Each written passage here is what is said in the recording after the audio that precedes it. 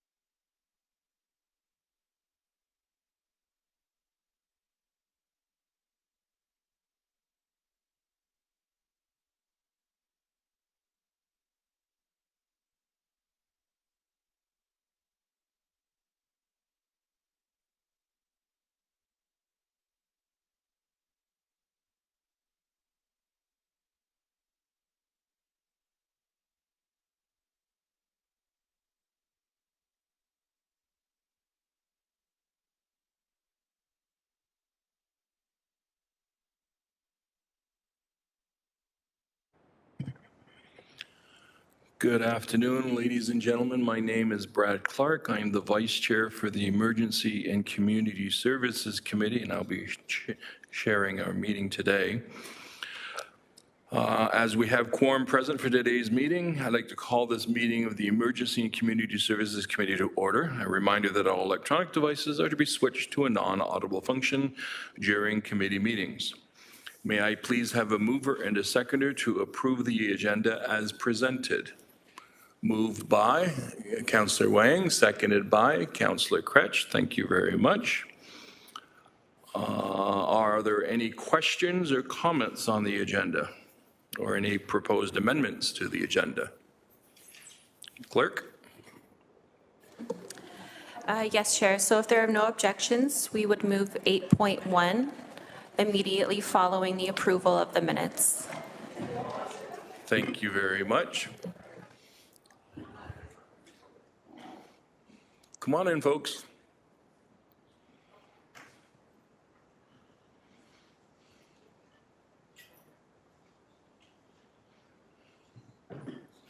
We just have a number of guests who are coming in to take seats. Are there any questions or concerns about the change to the agenda? Seeing none, may I have a sign by a show of hands for all those in favor? And that is carried. Thank you very much. Declarations of interest. Are there any declarations of interest this afternoon? I see none. Approval of the minutes of the previous meeting for February 27th, 2025. This is 5.1 on your agenda. I need a mover and a seconder to adopt the minutes of the February 27th, 2025 meeting of the Emergency and Community Services Committee. Moved by Councillor Jackson, seconded by Councillor Maureen Wilson. Is there any discussion on the minutes? Thank you very much. Instead of asking for a show of hands, can I just say, is there anyone opposed to this? And we'll do it backwards. It's unanimous. Thank you very much. So we are now moving, according to our change in the agenda, to item 8.1 HSC 25007, Community Safety and Well-Being Gender-Based Safety Audits. I would like to call upon General Manager for Community Services, Angie Burden, to begin the ceremony. Come on down. And I'm pushing this over.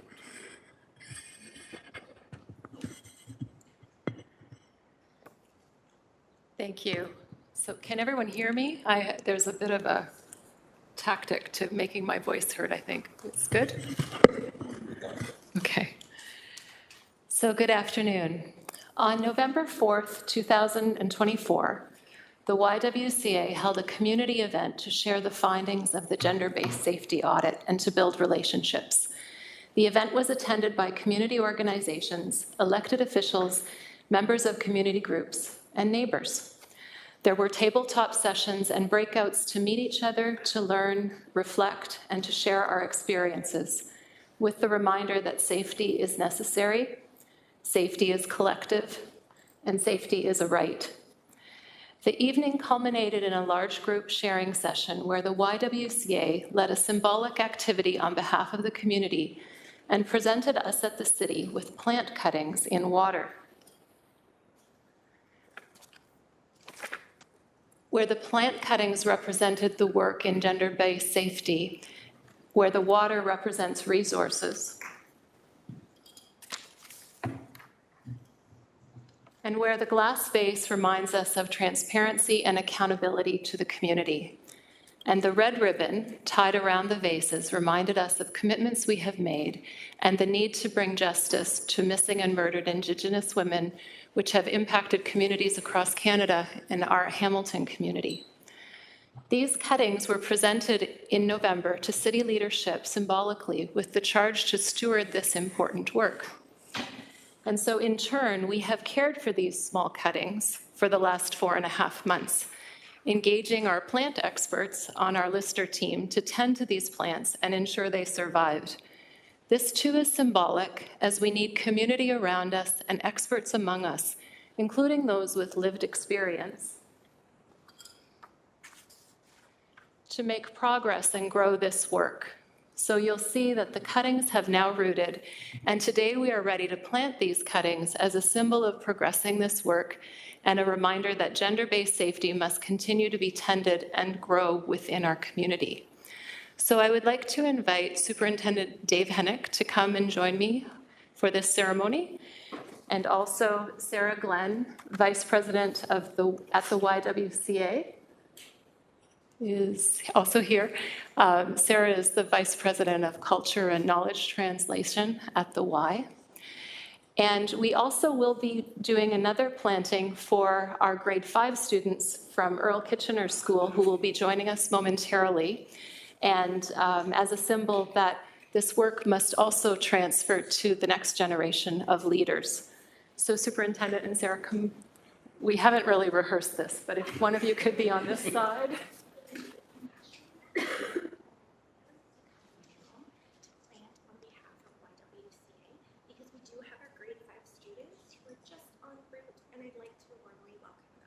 Perfect. Okay, so Bernadette would come down.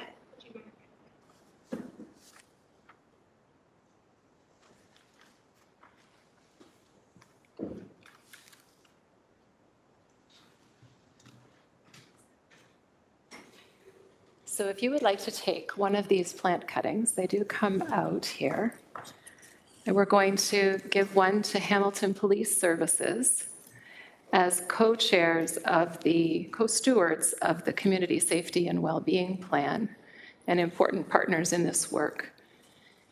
And we add soil to remind us that the work needs an environment to grow deep roots.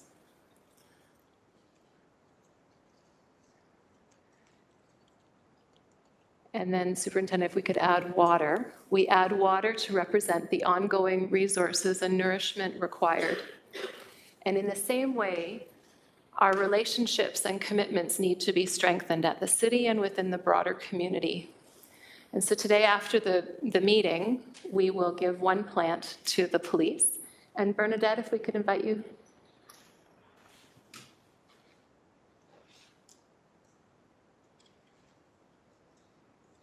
I'll find one with lots of roots here. Those together.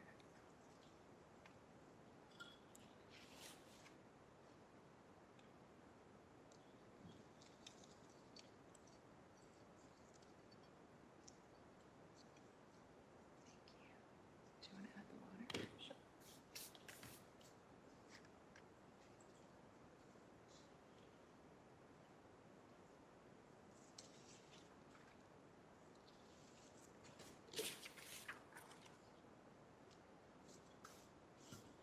And then I will do one on behalf of the grade 5 class, and we'll make sure that they get one. They are en route.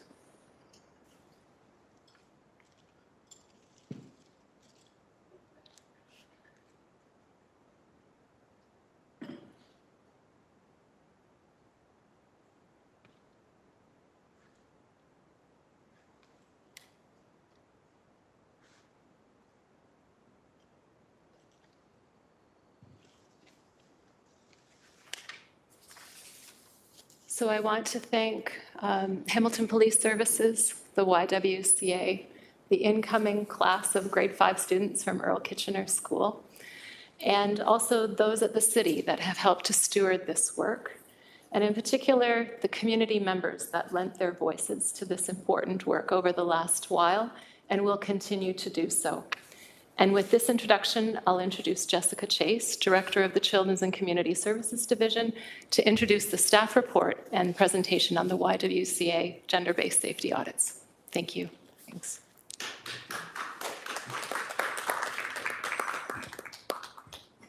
Go ahead, Jessica. Thank you. Through the chair. My name is Jessica Chase, and I'm the Director of Children's and Community Services, and really pleased to be here today to participate in this report coming forward. So what's before you today is a report back and recommendations related to the Gender-Based Safety Audit Report, which was conducted in response to a September 2023 motion that was passed by Council. I want to introduce the two individuals that are going to be presenting the information today. So Rochelle Ihigwoba, who is our Manager of Community Strategies with the city, and Sarah Glenn, who is the VP of Culture and Knowledge Mobilization with the YWCA. They're going to be providing an overview of the recommendations and the work that's been conducted to date, and then talking as well about next steps and where this work could go from here. The one piece I do want to share in advance of them providing the presentation is a recognition that this report identifies some quick wins that are coming out of this, the recommendations and what the YW has heard and the city has heard from community members. But certainly that is a starting point for this work. I do want to recognize that as we move forward, that this is a journey that the city will be on, and that there is much work ahead of us. We're really excited that this work will need to be undertaken both by the city and in partnership with many different community partners, and recognize that there is much work ahead of us to ensure that women, gender diverse folks, and all residents in Hamilton feel a sense of safety and belonging. I do want to take just a moment to acknowledge a number of folks that are here today and have contributed to this work before I pass it over to Rochelle and to Sarah.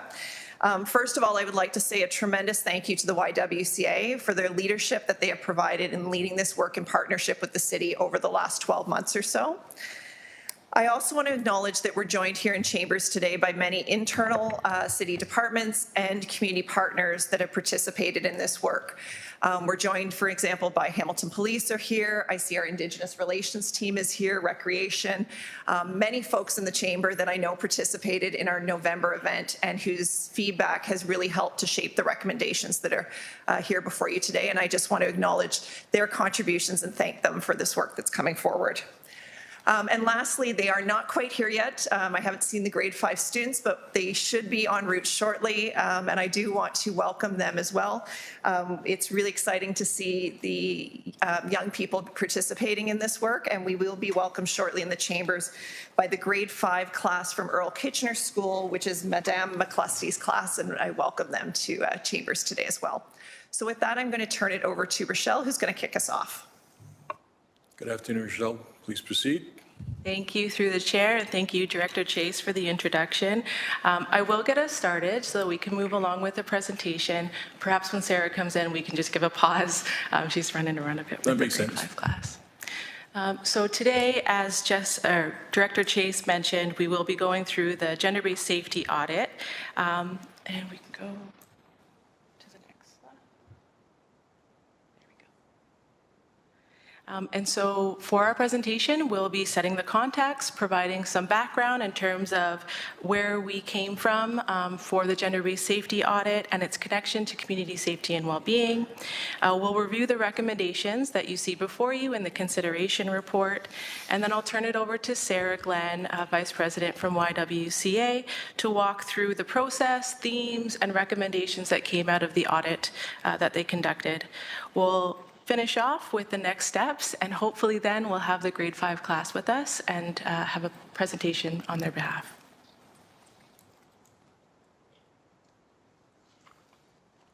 So in terms of the context, you may recall in August of 2023, City Council declared the gender-based violence as an epidemic in Hamilton, and many other municipalities across Ontario did the same. Following that declaration, in September of that year, Council passed a motion for the city to undertake the gender-based safety audit in partnership with the YWCA. It was a recognition that women's health, well-being, and sense of safety are directly impacted by the design of the city that they live in. Since gender-based violence is a priority within the Community Safety and Wellbeing Plan, the audit and subsequent work that will follow aligns well with the plan.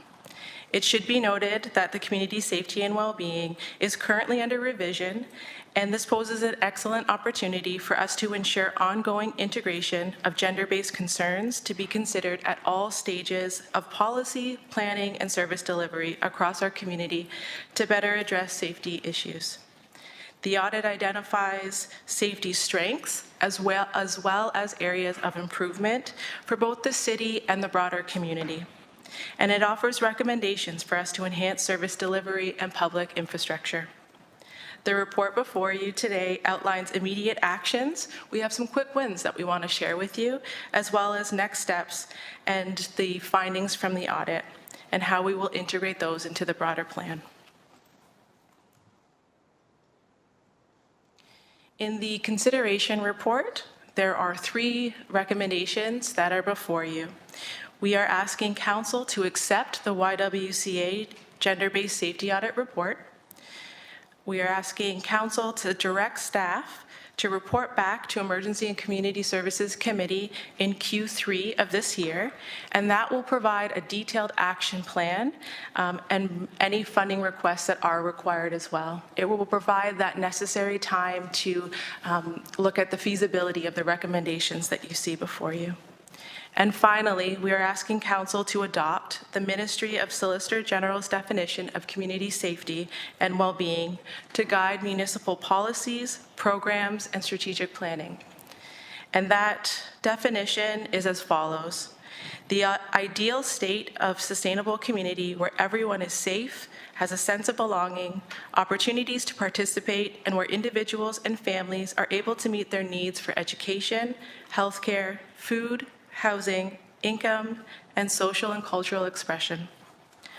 At this time, I will be turning it over to Sarah, though she's just on her way, so if we could just give a moment for Sarah to get back.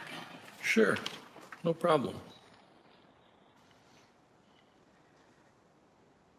The YWCA did a wonderful job putting together the project overview. Thank you, Jessica. The project plan and led all of the engagements across the community. And so today it really is that chance for us to hear what the community said when asked about their safety concerns and for us to look at the recommendations that came from that audit.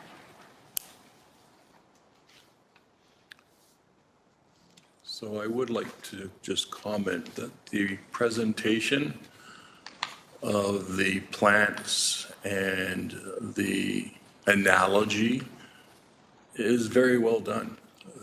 Thank you for that, because it does kind of make you think how everything works together.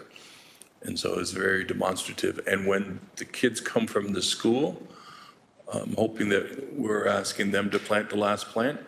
That would be most memorable for the children, I'm sure. Okay? Anyone got a joke? Uh-oh, Cameron Kresh just put his mic on. Yeah, we could just take a short recess until they arrive, if that's okay. Absolutely. Would you like to move that? Yeah, I'll move that we take a short recess until they arrive. 15 minutes? Yeah. Let's try that. And we just show of hands on that one? All those in favor, just raise your hands. We're staying right here, but we're at recess. Pardon me? I need a seconder. Maureen Wilson, Councillor Wilson. Thank you. So we're in recess. Do I have to vote on it?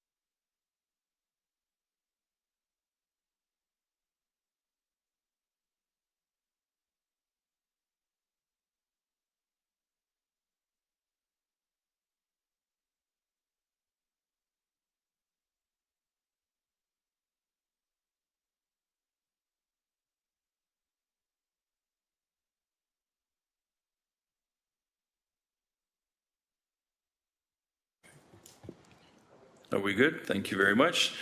Sarah, if you'd like to introduce yourself and then proceed with the presentation. Thank you so much. Hello, everyone. My name is Sarah Glenn, and I'm the Vice President of Culture and Knowledge Mobilization for YWCA Hamilton. I'm so happy to be here with all of you today. And thank you so much for your patience and holding space as we really engage community in this work, not just in the audit itself, but in this part of it too. So thank you so much for that. Before I speak about our work with communities in the gender-based safety audit, I would like to acknowledge that I'm only one person among a network of people who move this work forward to where it is today. Thank you to everyone in community who shared their truths with us throughout the audit. Your truths are treasures we are holding together. Some of you have joined us in the gallery. Hello. And many more of you are with us well beyond these walls. I also want to send a very special thank you to Madame McCluskey's grade 5 French immersion class from Earl Kitchener, who participated in the GBSA and are working to make their neighborhoods safer together. Thank you for showing up with so much care, compassion, and connection to your community. You are all an inspiration for our future. The class has prepared some reflections for city councilors today. So I am, with Jessica, going to invite them down. Madame McCluskey, do you have the reflections? As a lasting component and a reminder to all city councilors about the future of our community safety, this class created these reflections for all of you. So they will hand them out, and then we'll get into the findings and themes that came through our audit.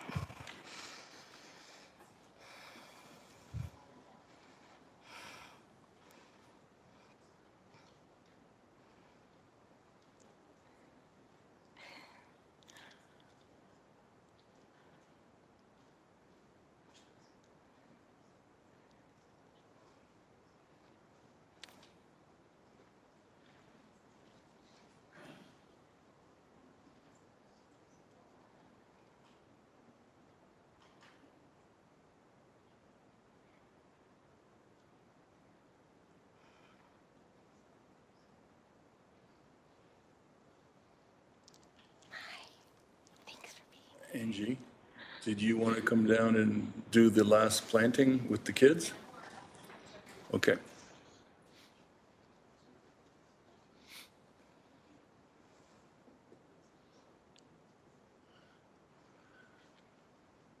Sarah, would you like the planting to be done after your presentation or before?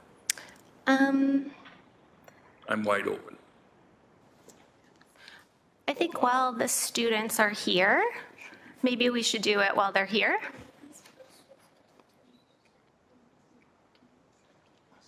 shake your hand. Thank you. Thank you very much. Would you like to plant a couple of flowers for us? If you go back around this way, see that nice lady there waving at you? She'll help you out. So we're just going to have the children plant the last, it seems redundant, plant the last plant, but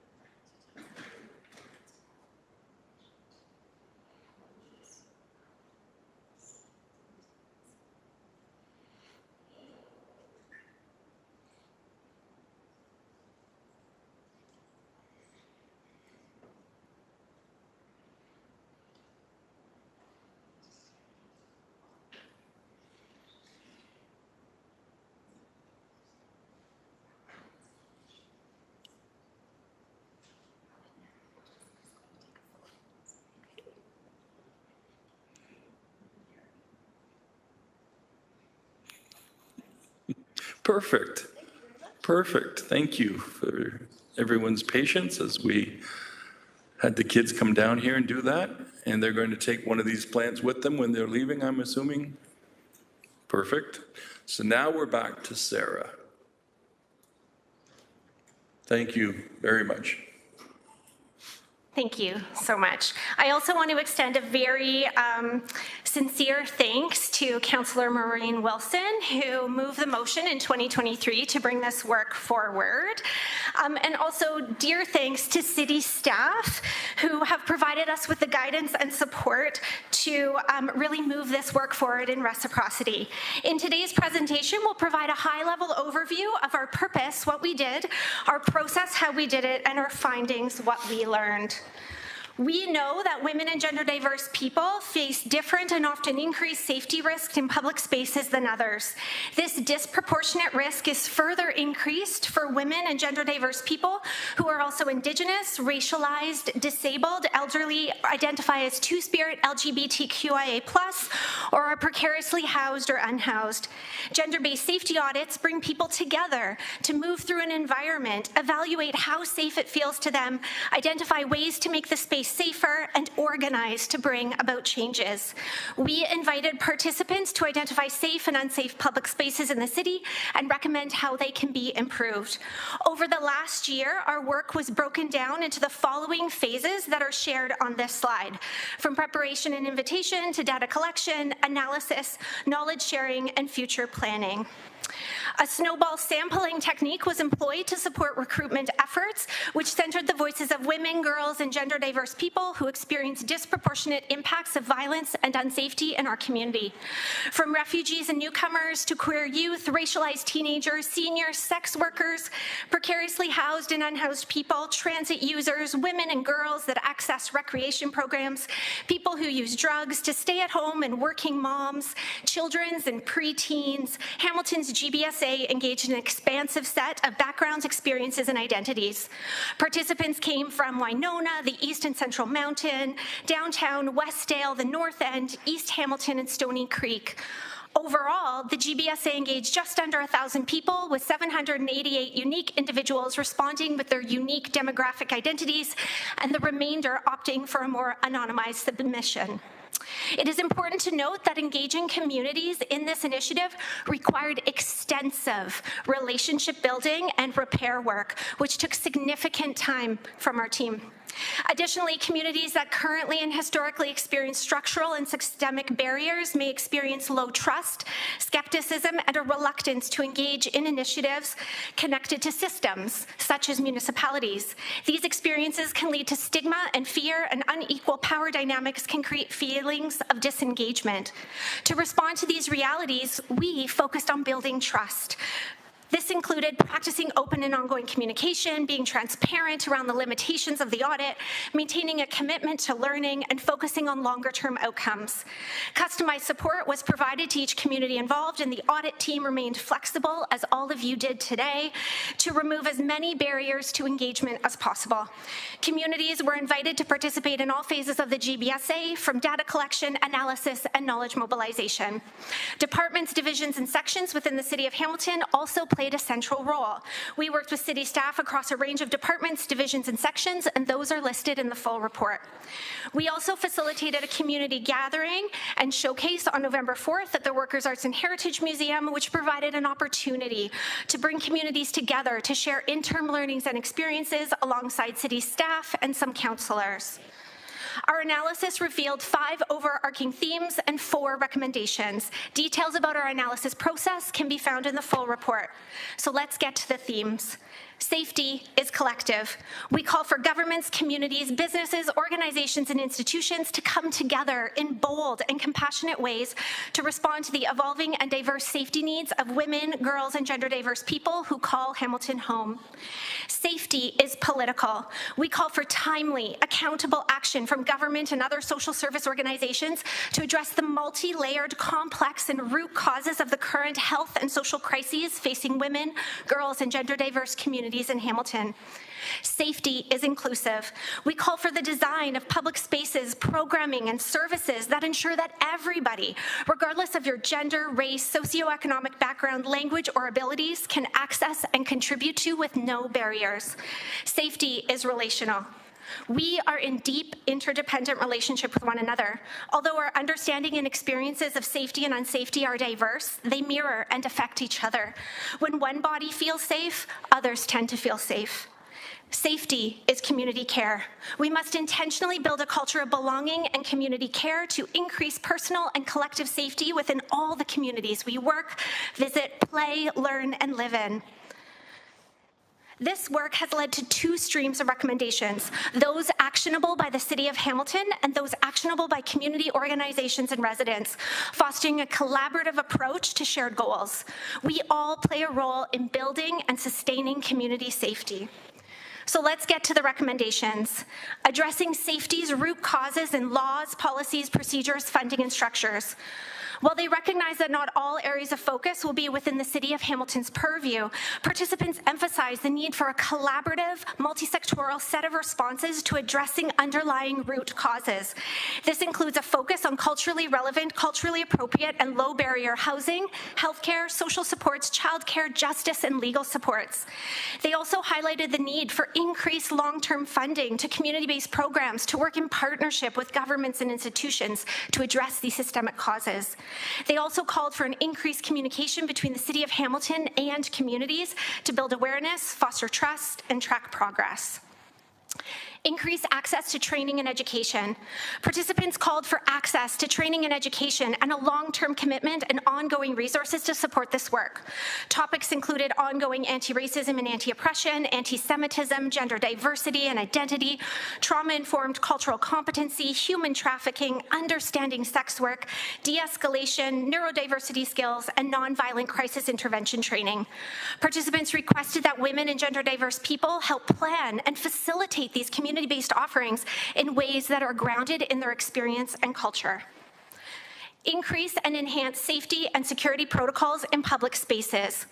What constituted an increase or an enhancement in safety and security protocols varied, but they fell within these three categories noted on the slide: safe infrastructure enhancements, security measures, and well-maintained spaces.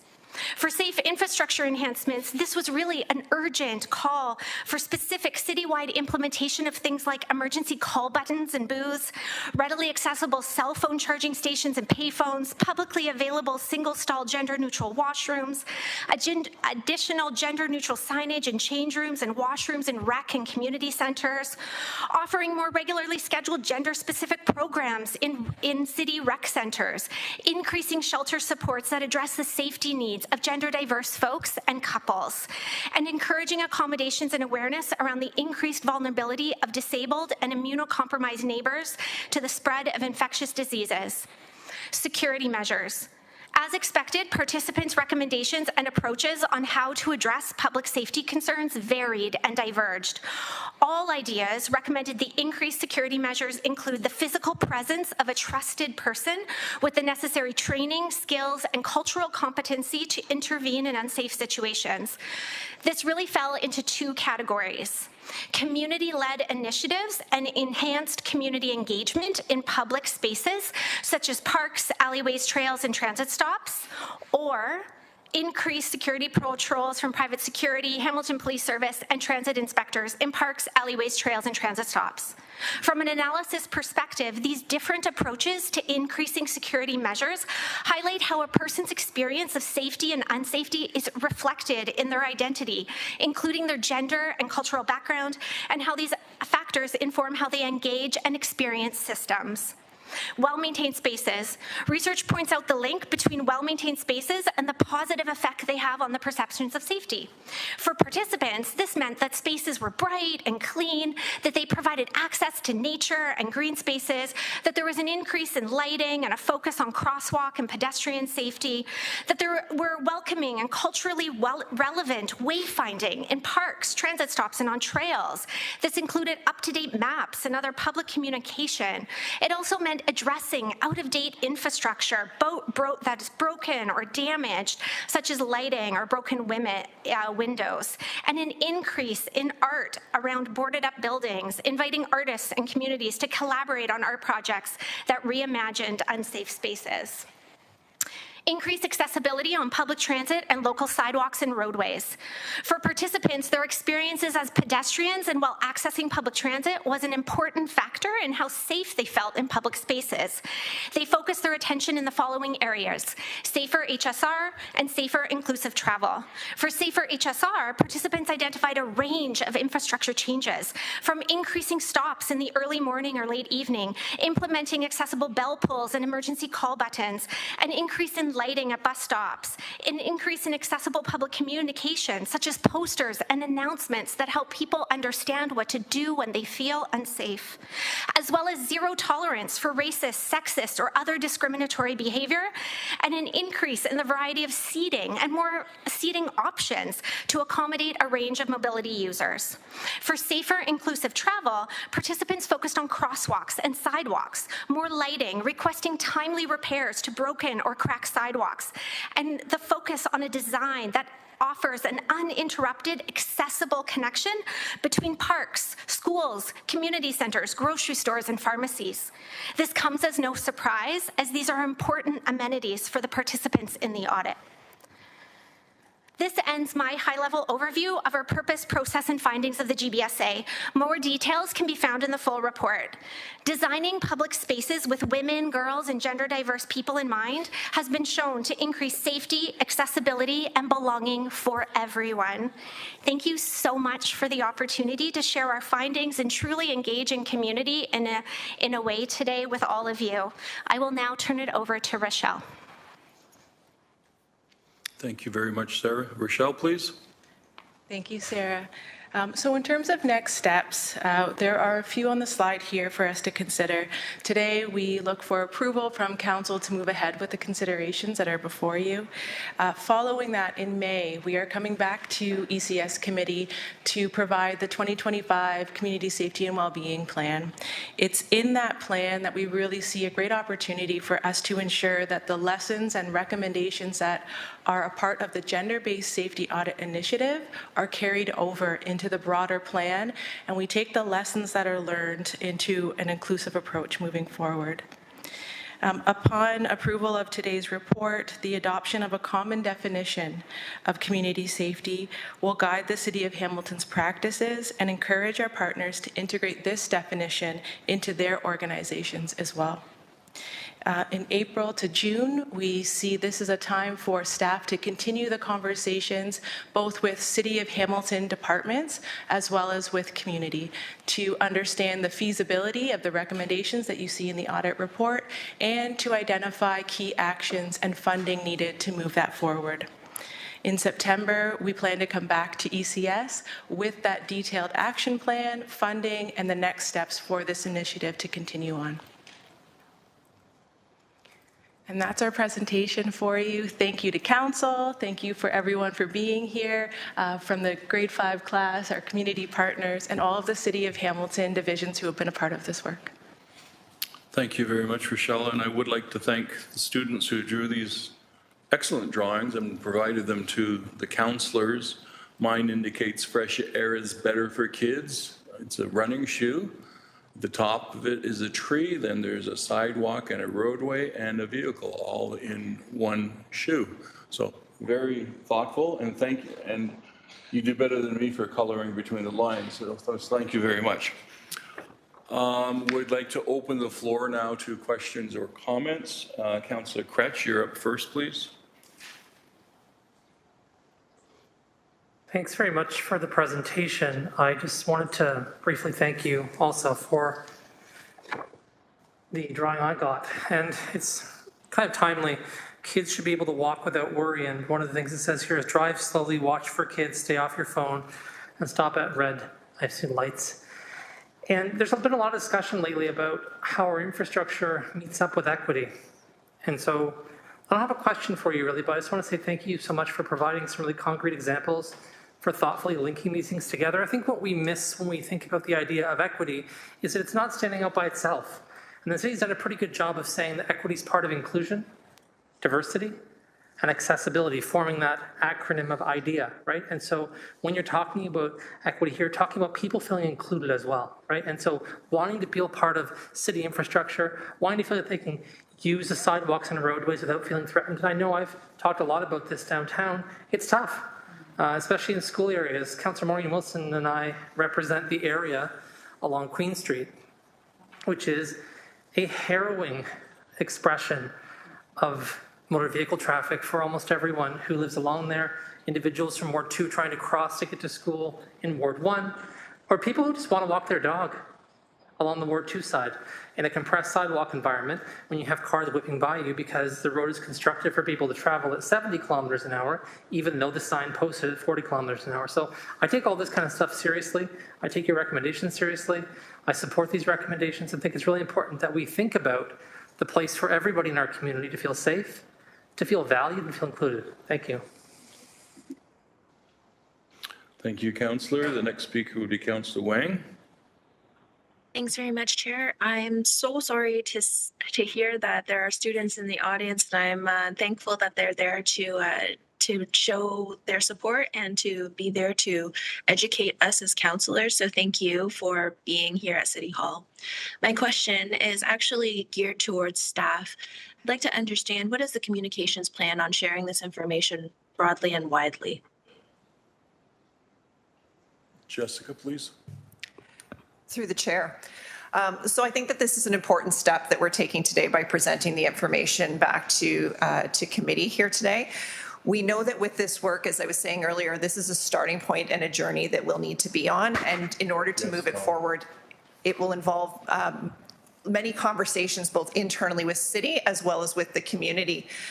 So I think there's certainly an opportunity for us to have some further conversations with our communications staff corporately as well as with community about how we can communicate the information and the recommendations. And a number of the quick wins that are identified in the report too would also give us an opportunity as these things roll out to make sure that when we are communicating the work that has been actioned, how it ties back to the gender-based safety audit. So that's certainly something I think we can take away and have some further conversations about how we ensure we're communicating it out more broadly to residents. Thank you. Follow-up, Councillor Wang. I think that I'm very thankful to hear that. I would like to see if there's an opportunity to break out this information in smaller chunks and almost share them in a bit of a campaign. I think that when I reflect back on the conversation that we had at GIC yesterday, where equity was not being, especially your questions, Councillor Clark, about like, what are we doing? How are we doing these things? I feel like this audit really helped with identifying some concrete little wins and concrete opportunities for our teams to really start to build in equity into how they develop plans and processes moving forward. So my second question then is, I want to understand a little bit better that April to July timeframe that Rochelle talked about having those consultations with staff. So how are you doing that? What is, how closely aligned are you with the corporate asset management team, especially as we were only speaking about this yesterday? Thank you, Councillor. I think Rochelle, please. Through the chair, yes, we're fortunate that from the onset of the project, we were connecting with all the departments across the city. I think we listed about 12 divisions that were intimately connected with this project, and probably 3 or 4 that we identified opportunities to connect with beyond the first engagement. So we are sharing information. The next step for us is to bring all of those contacts together to start thinking about what is the feasibility of the recommendations that we saw and develop those action plans. So we are making those connections. Thank you. Councillor Wang. My last question then through you, Chair, is how does this relate back to how we spoke about gender-based budgeting? So how would this, I'm interested in like closing the loop on what does gender-based budgeting also look like as it now relates to having this information from this audit? Thank you, Councillor. Rochelle, please. Or? Through the chair, I'll send it over to GM Burden. Thank you, Angie. Angie Burden, General Manager of Community Services. Through you, Chair, to the Councillor. I would like to add to Rochelle's earlier comments about how we're incorporating this work into the city. It includes the work of the different divisions, but also the work of the budget. And so this work was presented to the senior leadership team at the city. We have had some early conversations about how do we incorporate this into planning for 2026, including the budget, so that we are not only looking at additional new things to do, but how do we incorporate this way of working into our existing budgets? So in the same way that the previous councillor spoke about equity being a part of IDEA, it would be in the same way. Our equity or gender-based budgeting is a journey that the city is on. We're in no way mature in that journey, but we are taking steps each year to figure out how do we incorporate equity into the way that we spend our resources. Councillor Wang? I'm interested in also understanding what happens, assuming we get everything that we want to get done. How does this, is there another phase beyond the feasibility study, or like how do we keep this going? That's my last question, Chair. Jessica Chase, please. Through the chair. So I think you've identified a really important part here, that there's a lot of work ahead of us in terms of developing an implementation plan, determining what's feasible, what resourcing would be required, how do we build it into budgets, as GM Burden shared. Those would be some of our immediate steps, with the plan to report back in September to council with some recommendations on that. But I anticipate that this is a journey and it will take us time, and some of the actions may take longer to achieve than others. So certainly lots of quick wins ahead of us, but also things that we know are going to take time. And the intent of this work really is about how do we start to embed this into the work that we do across the city and ensure that we're applying a gender-based lens to the work that we're doing. So those are some of the things that I think we have an opportunity to continue that conversation. And this is a starting point to that. Thank you, Chair. Those are all my questions. Thank you very much, Councillor. Our next speaker is Councillor Maureen Wilson, please. Thank you, Chair. Just looking for some procedural direction. Questions on the report or strictly on the presentation? We can do both at the same time. What I have is that the next motion would be receipt of the presentation and approval of the report, so putting the report on the floor. So I don't have the report on the floor yet. If we want to move that, then that would be legal. So moved. If I could get it on the floor. Thank you. Councillor, who wants to second it? Councillor Wang, perfect. Thank you. Now it's on the floor. Thank you. I just, there may be some fluidity in my questions, so appreciating that opportunity. First of all, thanks to all the community members who participated and gave of their time and their talent to this report. Also, a huge shout out to grade 5 class of Earl Kitchener.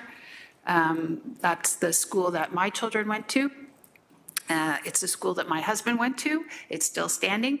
And I really appreciate the continued engagement of the leadership of that school, including the teachers, who understand with the greatest of certainty that learning extends beyond the classroom.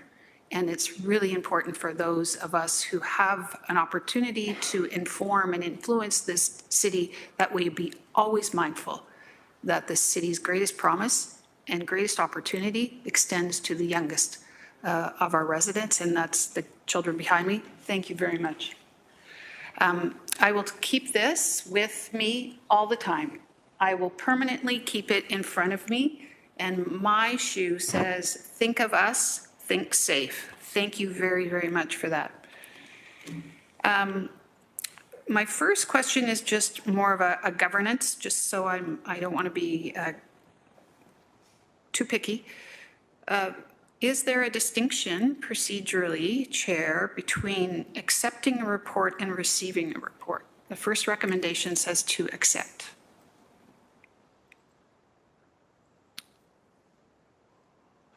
Which I hope I would read as we're not just receiving this. We are accepting this we're acknowledging the truths that are inherent in this and the work and also the vulnerability of persons, some of them, who went in to inform this, sharing their time and their talent. Through the chair to staff. I don't know who to send that to, and everyone's kind of looking at me like, hey, Brad, you answer that question. Through the chair, maybe I can start. So from my perspective, I think it demonstrates that council is supportive of the work. We do know, however, that there is still work to do in terms of developing what those specific actions are and coming back with an implementation plan.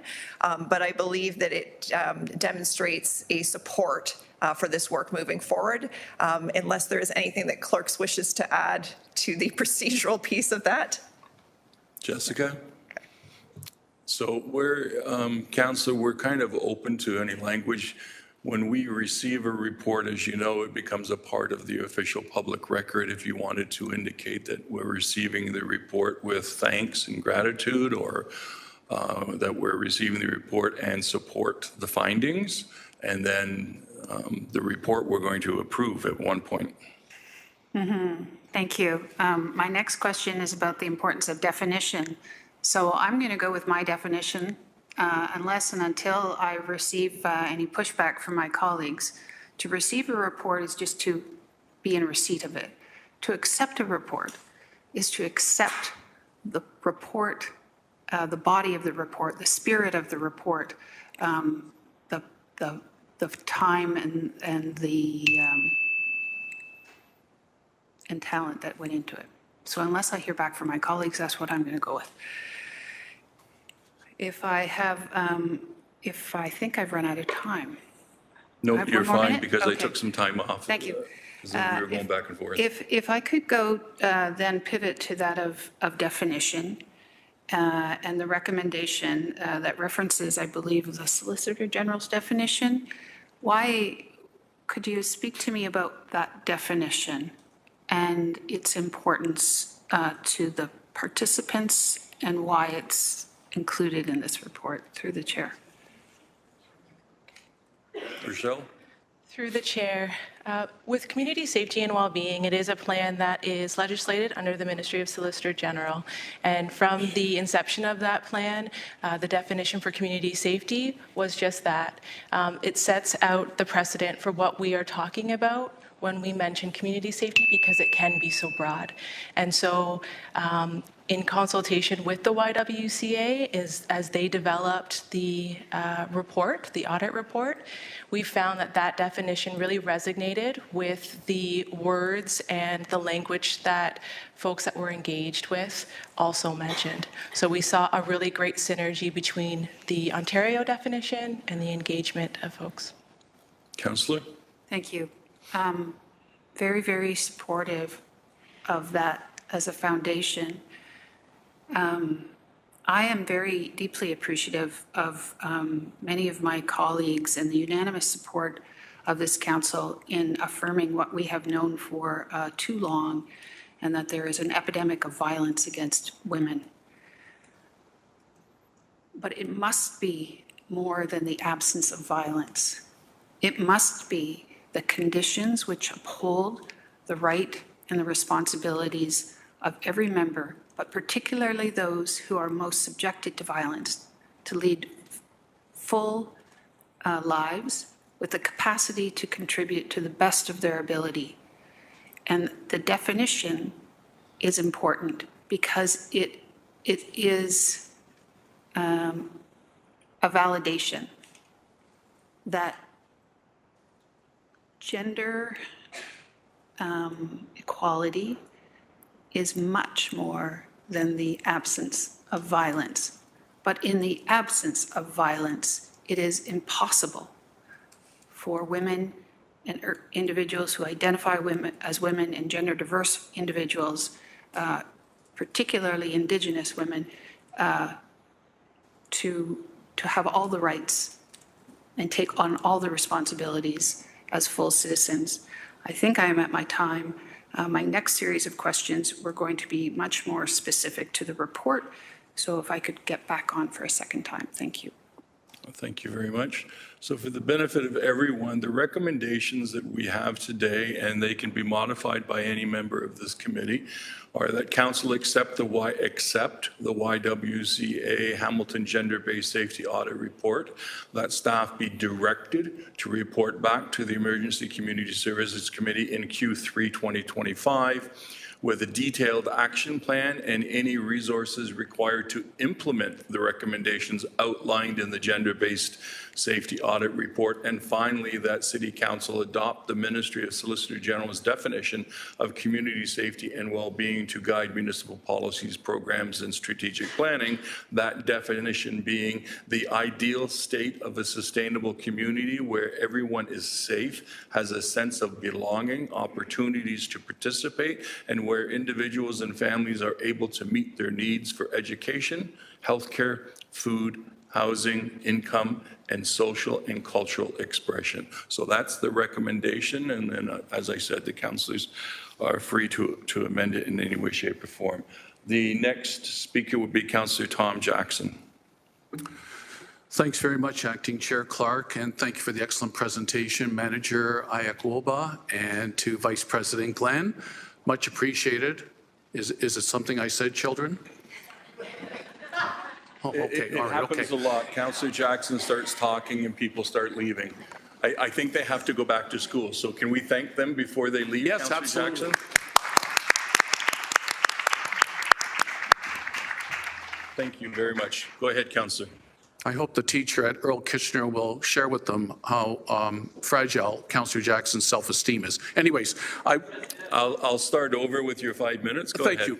I do, though, want to thank, as they're leaving, Rosie and Manny, who handed me this beautiful picture of this large running shoe that says on it, "Kids thinking color, be more colorful." Anybody who knows me at City Hall knows I dislike bland, and I absolutely love colors of all kind, pastels and brilliant colors. So thank you, Rosie and Manny. Bye-bye. Thank you.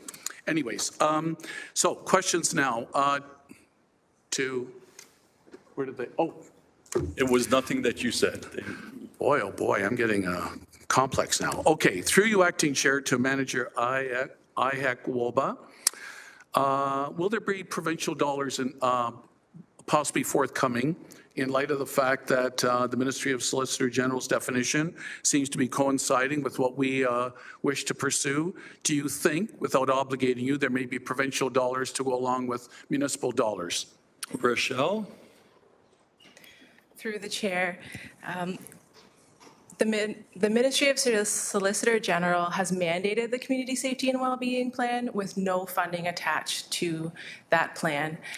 At the moment, all funding to support those efforts, including the gender-based safety audit, does reside with the municipality. That's a little bit surprising and somewhat disappointing. They got a plan, but they don't want to put any money behind it to help municipalities. Maybe that could be a pursuit, Acting Chair Clark, politically and a work in progress. If not today, then maybe at council or in the near future. Yes, sir.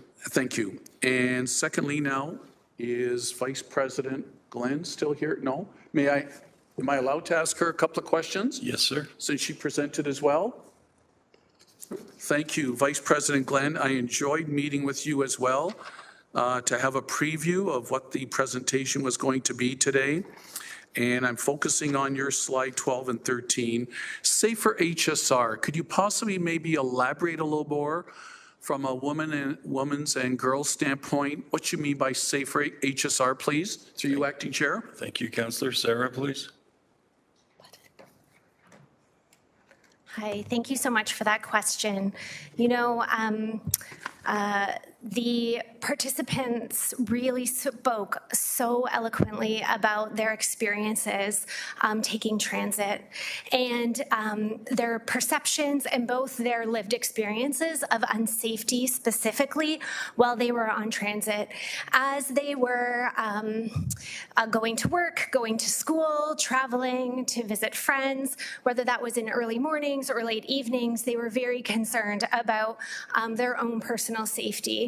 And so the recommendations in that in that section really speak to very pragmatic enhancements that could be made to really help anchor their sense of safety. So that looks like more lighting at bus stops, the idea that if they were feeling unsafe, that a driver could stop in between stops that was closer to wherever it is that they were going, so they wouldn't need to walk as far, and that there were emergency call buttons or other materials, communication materials available so that they would know what to do, who to reach out to if they felt unsafe. Thank you, Vice President Glenn, for elaborating and explaining that further. And I'm sure Acting Chair Clark that will, after today, hopefully staff will engage, if they haven't already, Director Cozen-Heath from the HSR as well. And just to follow up further as well, Vice President Glenn, on safe infrastructure enhancements and well-maintained spaces. Can I give an example from Council's end? The last year, we put $250,000 towards all the escarpment stairs to make them safer, better, brighter, more lit up, because we know, especially, we heard from women at this table, Acting Chair Clark, you recall, who for commuting to work, living downtown, having to go to work on the mountain, the cheapest, best way, and with some active living was to use the escarpment stairs. We did some enhancements. With your comments about well-maintained spaces and safe infrastructure enhancements, is that kind of like an example of what you like to see and even further opportunities to make our physical environment safer? Through you, Acting Chair Clark, and that's my last question. Thank you, Councillor. Sarah, please. Through to the chair. Thank you so much for that question. That is a wonderful example of how the city can work together to really support infrastructure enhancements that not only provide a sense of safety for women, girls, and gender diverse people, but for everyone. And so there's so much good research well beyond our GBSA audit that point to well-maintained spaces being a central component of women and girls' experience of safety and community. Great answer as well, Vice President Glenn. Just to wrap up comment, Acting Chair Clark, tremendous kudos to Ward 1 Councillor Maureen Wilson. Once again, through her vibrancy and advocacy, she's going to be putting our city on the map with something very special and something very important with launching the gender-based safety audit. And I salute her, and this is a great work in progress to make our community the best in the province and the country. Thanks, Acting Chair Clark. Thank you, Councillor. Second time speaker is Councillor Maureen Wilson, please. Thank you, Chair. Thank you, Councillor Jackson. I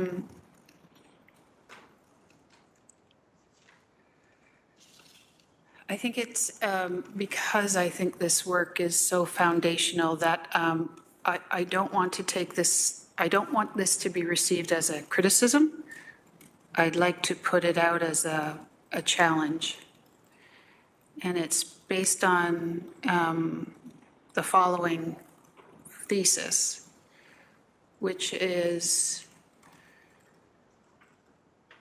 we have not seen, we do not value a caring economy and the individuals who overwhelmingly provide for that service because they are women. Typically, when we talk about women's issues, it's within the context of the discipline of the social service sector. This committee has 7 members. Public Works has 12 to 13. Too often, the work of this committee is placed within that predisposition of just a social service. So I would like some feedback, if I could, from staff or others in assuring members of this committee, who I think support these recommendations, that this work, which must involve transportation services and public works, that this work, which must involve the work of the Housing Secretariat, that this work, which must involve the preliminary work of a budget, its execution, its prioritization, that this work must include how we view land use planning.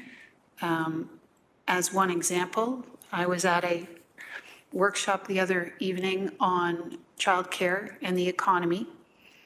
And in the absence of affordable, accessible, quality childcare, the economy will fail. And it's only because of a $10 or close to a $10 childcare plan that we did not dip into a recession in 2023.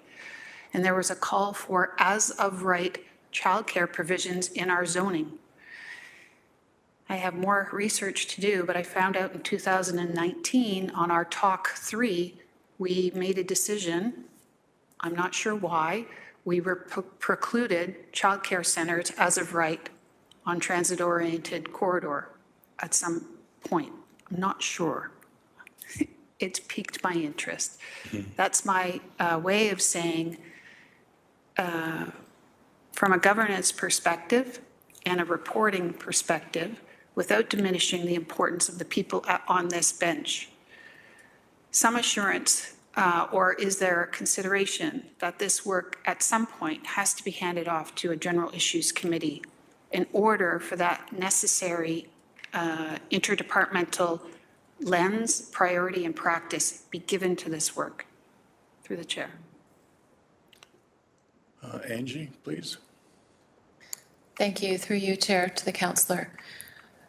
I can provide assurance that this work has been presented and discussed at the senior leadership table, and that my GM colleagues, as well as the city manager, are aware and supportive of the work and this next phase of the work to understand the implementation, as well as the opportunities, as I mentioned earlier, to embed these considerations into departmental budgets going forward, as appropriate, and there will be additional resources that are required. I don't want to mislead the committee in that way.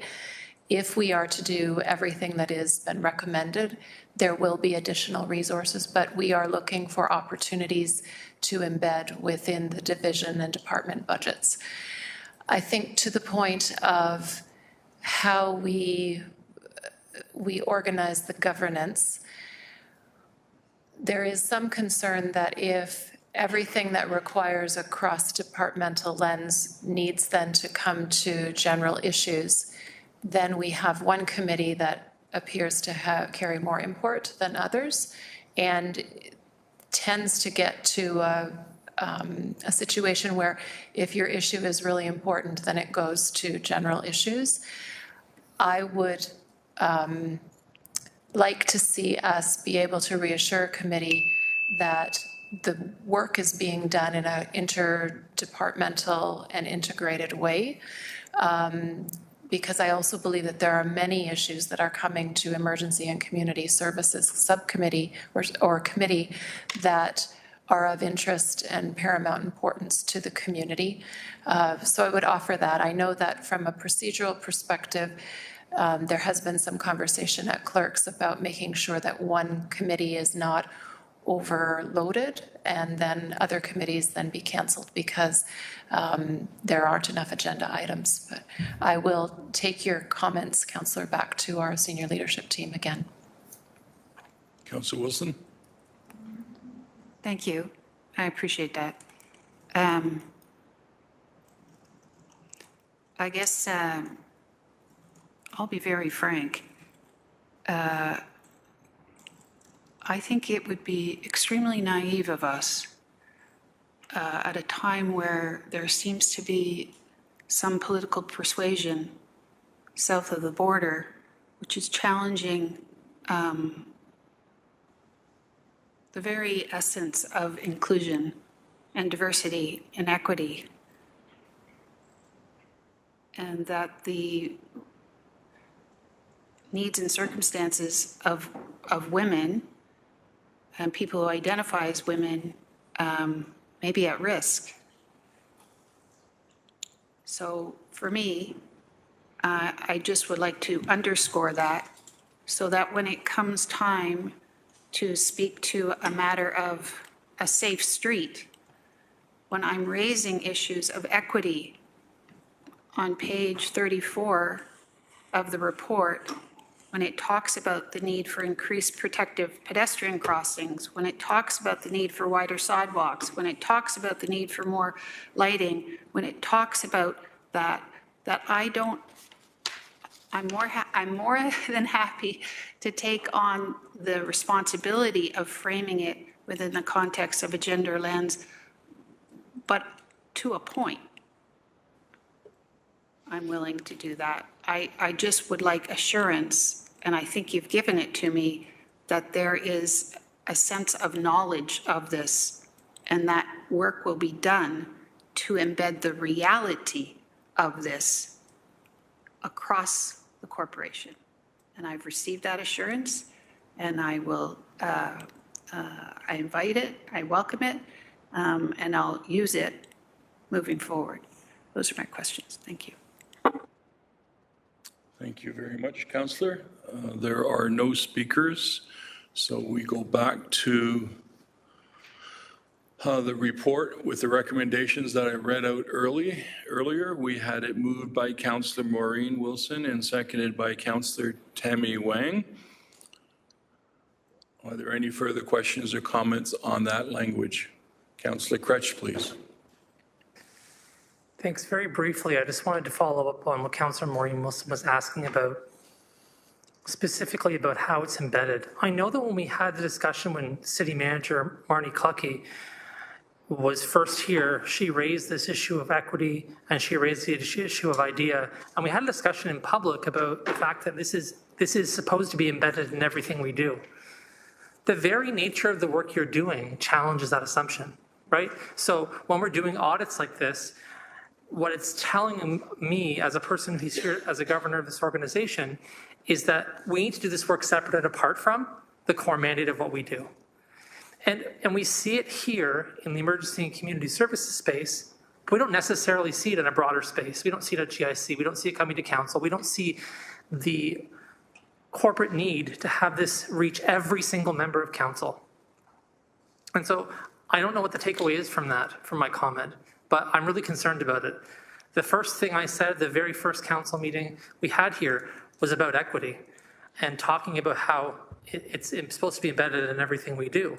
And the previous council, I think, is the one who came up with asking for that work to be done, to have inclusion, diversity, equity, and accessibility at the forefront of everything we do.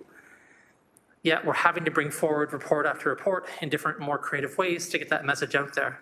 Again, I think the work done here is amazing. I think the fact that the province hasn't funded the community and safety and well-being plan is a big problem. And we have all these gaps we're trying to fill. I just wonder how we're prioritizing this in the most meaningful ways possible.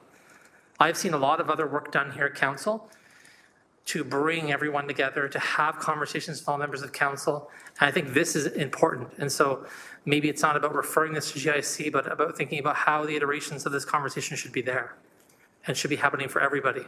I heard also yesterday at GIC, literal people saying, literal members of this chamber challenging the notions or ideas of equity.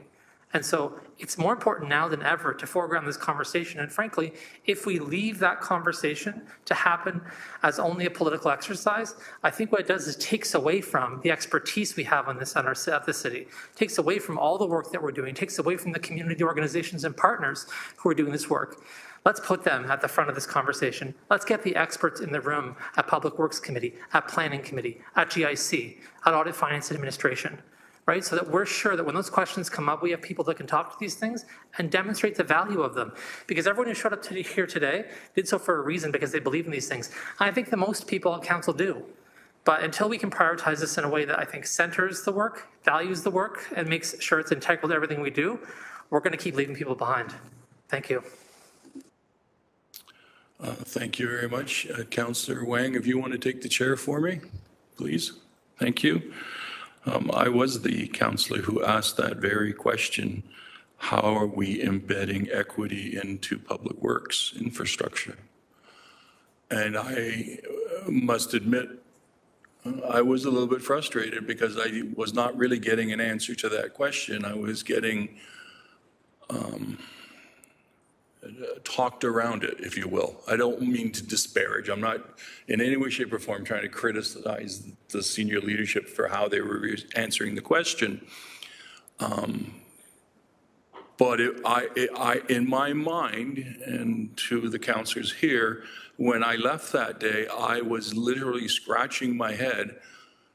If we're giving direction to senior leadership to do this work, then the simple question of how you embed it in the decision-making with regards to infrastructure should have been an easy answer. So I think what that does demonstrate, respectfully, is that we're not quite there yet. I think we're there in terms of the philosophy, but it's not quite filtering down into the decision-making that is happening, and that's the challenge. And that's what I was presented with, and my confusion, and I didn't mean in any way, shape, or form to disparage anyone, but you ask the question 3 times and you still don't get a real answer to it, then it begs the question, well, are we actually moving forward on this or not? To be candid. Okay? I'll take the chair back, Councilor Back to you, Lang. sir. Thank you very much. So to the members of the committee, the recommendations are there. Is there any desire to amend the language on that? If not, then we'll move forward with the vote. I'm seeing everyone's happy. So this one will be an electronic vote. Please and thank you. And Councillor Jackson has his electronic thumb up. Just teasing you.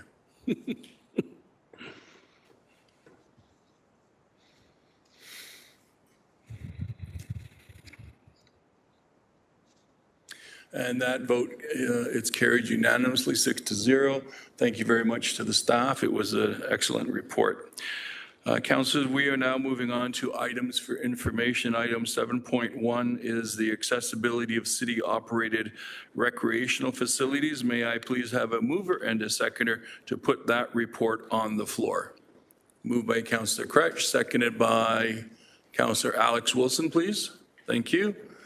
And I'm just trying to get to the right section on my sheet so I don't get lost. Okay, are there any questions or comments on that particular item? Councillor Kretsch, please. Yes, thank you very much. I was the one who requested this report, and I know it's a bit of a long time coming.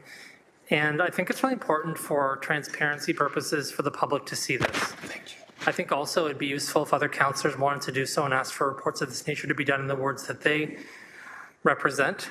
Would maybe be a useful activity. It kind of captures 3 buckets. It captures a bucket of city assets, the things that we have access to, and the costs, whether those be costs back or other kinds of costs, not only for members of council, but members of the public to access these facilities in Ward 2.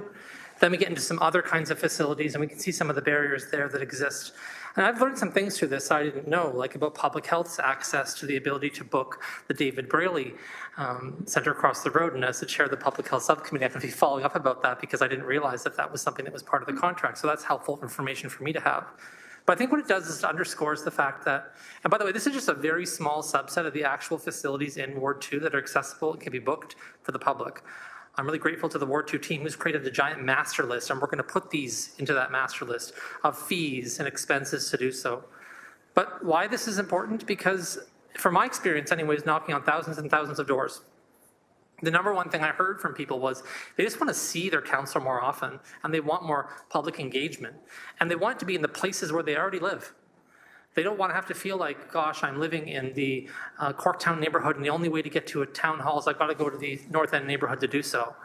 And I think we're at our 61st public meeting happening tonight in the last couple of years. And so those are community councils, public meetings, and town halls. And we've tried our best to have those in different locations around the city. And we have experienced extreme challenges with finding places that are both affordable and accessible.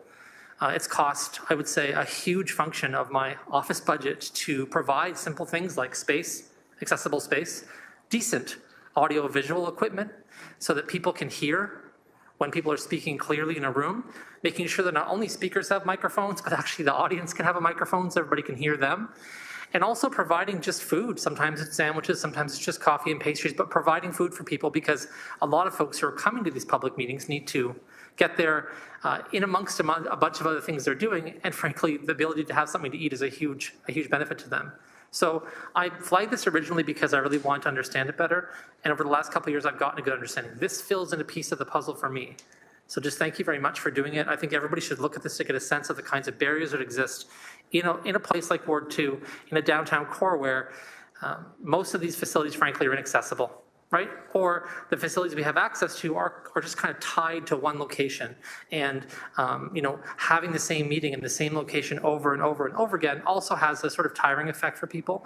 And so we are investing some funds from Mary Regan this coming term to redo things like the Bonetto Auditorium, to expand spaces and make them more accessible. So we can add one to the list, which I'm really grateful for.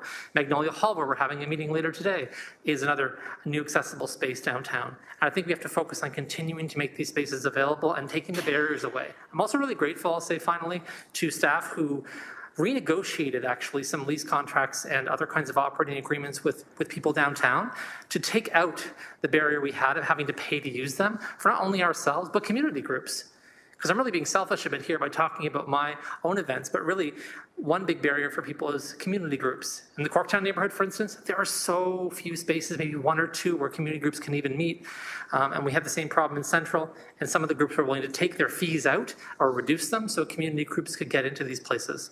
I think no matter what we do as a city going forward, we should make sure all of our contracts take those barriers away in spaces where we know space is at an absolute premium, like in the downtown core. So thank you for this. I think it's been very enlightening and helpful. I don't have any questions. It's been very thorough. Thank you, Councillor Kretsch. We appreciate that. I see no further speakers on 7.1. By show of hands, all those in favor? And that's carried unanimously. We're now moving on to item 7.2, HSC 25009, the Hamilton Roundtable for Poverty Reduction. I'd like to call upon Stuart Beamer, close, and Director of Ontario Works, who will introduce today's speaker. Stuart, how are you today? I'm well, thank you. Thank you, Chair Clark, and through you to the committee. We're pleased to be coming here today to committee to provide this information on the important work of the Hamilton Roundtable for Poverty Reduction. You'll hear in today's report that 2025 marks the 20th anniversary of the Roundtable, and the City of Hamilton has remained an important partner in this work, critical to its original mobilizing of the community in the original mobilizing of the community around the issue of poverty reduction, and continuing as an ongoing partner and funder to support the work of the Roundtable. The report and presentation that's before you in your agenda provides information on the work of the Roundtable in 2024, but also some important information about what's planned for the year ahead. We feel it's important for council members and the community more broadly to be provided with this information on the work of the Roundtable and how the city's funding support is being invested in having an impact in the community. So today's presentation that you have was prepared by the staff of the Roundtable, and I'd now like to introduce staff from the Roundtable to provide today's presentation. Tom Cooper has joined us today. He's the director of the Hamilton Roundtable for Poverty Reduction, and Laura Katari is also here joining him to present. She's the senior policy analyst at the Roundtable. Tom and Laura are long-serving and dedicated staff members at the Roundtable, a small team but mighty. And I will now turn it over to Tom and Laura to walk us through today's presentation. Thank you, Chair Clark.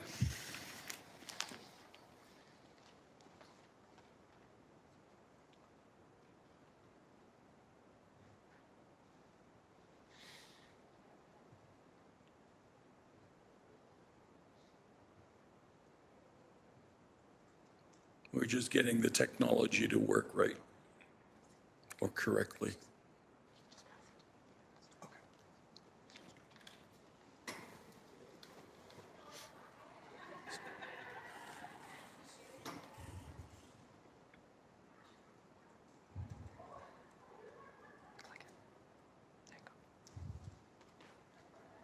There you go. Tom, good to see you. Good to see you, Chair. Thank you very much for the kind introduction, Stu, and we didn't check with each other before putting on our sweater vests, but that's okay. And I'm thrilled to be joined by my colleague Laura Katari, who is the Senior Policy Analyst at the Roundtable, as well as Jody Dean, who's at the back. And Jody is helping us out with the events coordination. So I do appreciate the opportunity to speak with members of the committee today about our work, our history, and the ongoing efforts of the Hamilton Roundtable to reduce poverty in Hamilton. And as Stu mentioned, the Roundtable was formed 20 years ago in 2005 as a community-driven initiative co-convened by the City of Hamilton and the Hamilton Community Foundation to address the deep and persistent poverty in our city. From the beginning, we focused on systemic change rather than just short-term solutions. We've worked collaboratively with governments and business, and most importantly, people with the lived experience of poverty to tackle the root causes of economic hardship. A fundamental part of our work is ensuring that the voices of people who have experienced poverty and are experiencing poverty are at the forefront of decision-making for the Roundtable. Too often, policies are designed without input from those most effective. And that's why we have in the past developed initiatives like Speak Now Hamilton and Living Proof, two of our speakers bureaus that have empowered individuals to share their experiences, change stereotypes, and advocate for real change. Through these programs, community members have spoken at schools, businesses, service clubs, faith organizations, and public forums, including here at City Hall, to break down misconceptions and push for policies that reflect the realities of poverty in our community. We've also established a lived experience advisory group, which helps shape our work by ensuring that those with direct experience of poverty are not just heard, but are actively involved in shaping solutions. And we believe this approach has strengthened our advocacy and helped ensure policies are designed to work for the people that are impacted most. Here in Hamilton, we have partnered with the City Council on several key initiatives. Our advocacy, for example, has helped lead to Hamilton becoming the first municipality in Canada to adopt payday loan licensing, and limited the number of storefronts and curb predatory lending in our most vulnerable neighborhoods. And we've continued to advocate for affordable transit, living wages, access to safe and stable housing for vulnerable people, including residential care facilities, as well as address the challenges for communities when advocating around inclusion when it comes to the concerns around a rapidly heating planet. At the end of the day, though, our priorities have really been about income, in recognizing when we're looking at the social determinants of health, income is always number one. And so with that, I'd like to turn it over to Laura to talk a little bit more specifically about a couple of projects we are and have been working on. Laura? Hi, Laura. There you go. Good afternoon. I am much shorter than Tom. So. Just a little bit. Just a little bit. So, through the chair, thank you all for listening to our report on what we've been doing. As a policy analyst, I'm going to kick off with a bit of research we've been doing. Everything from a report called Back to Normal, which was about what happened post-COVID and who experienced basically a back to normal existence. We can safely say from that report that the most vulnerable, lowest income individuals in our city have still not recovered from the pandemic. Inflation being the key factor. We've also done work with different universities across the province about the role of income in both career and educational experiences. Very happy with that work. We know through the basic income pilot, what we learned was when you have a stable and adequate is the key word, income, you tend to do better overall. You start making more money with that security. You get job security with that. More people go back to school when they know they'll have an adequate income. We knew that from our Southern Ontario basic income experience, and this secondary research bears that out. And I'm going to try and go quickly because we have a short time. I'm excited. We've been, I guess, partnering with the Metropolitan University around income the income transition, the employment transition. It's a new provincial program. They've moved it out of community services and into training and universities. And it's basically Employment Ontario trying to target Ontario Works and ODSP, but definitely Ontario Works. So there was a survey, and we wanted to know the experience of people on Ontario Works and how well were they being served by this new system. It hasn't come out yet. It will be out in the next month or two.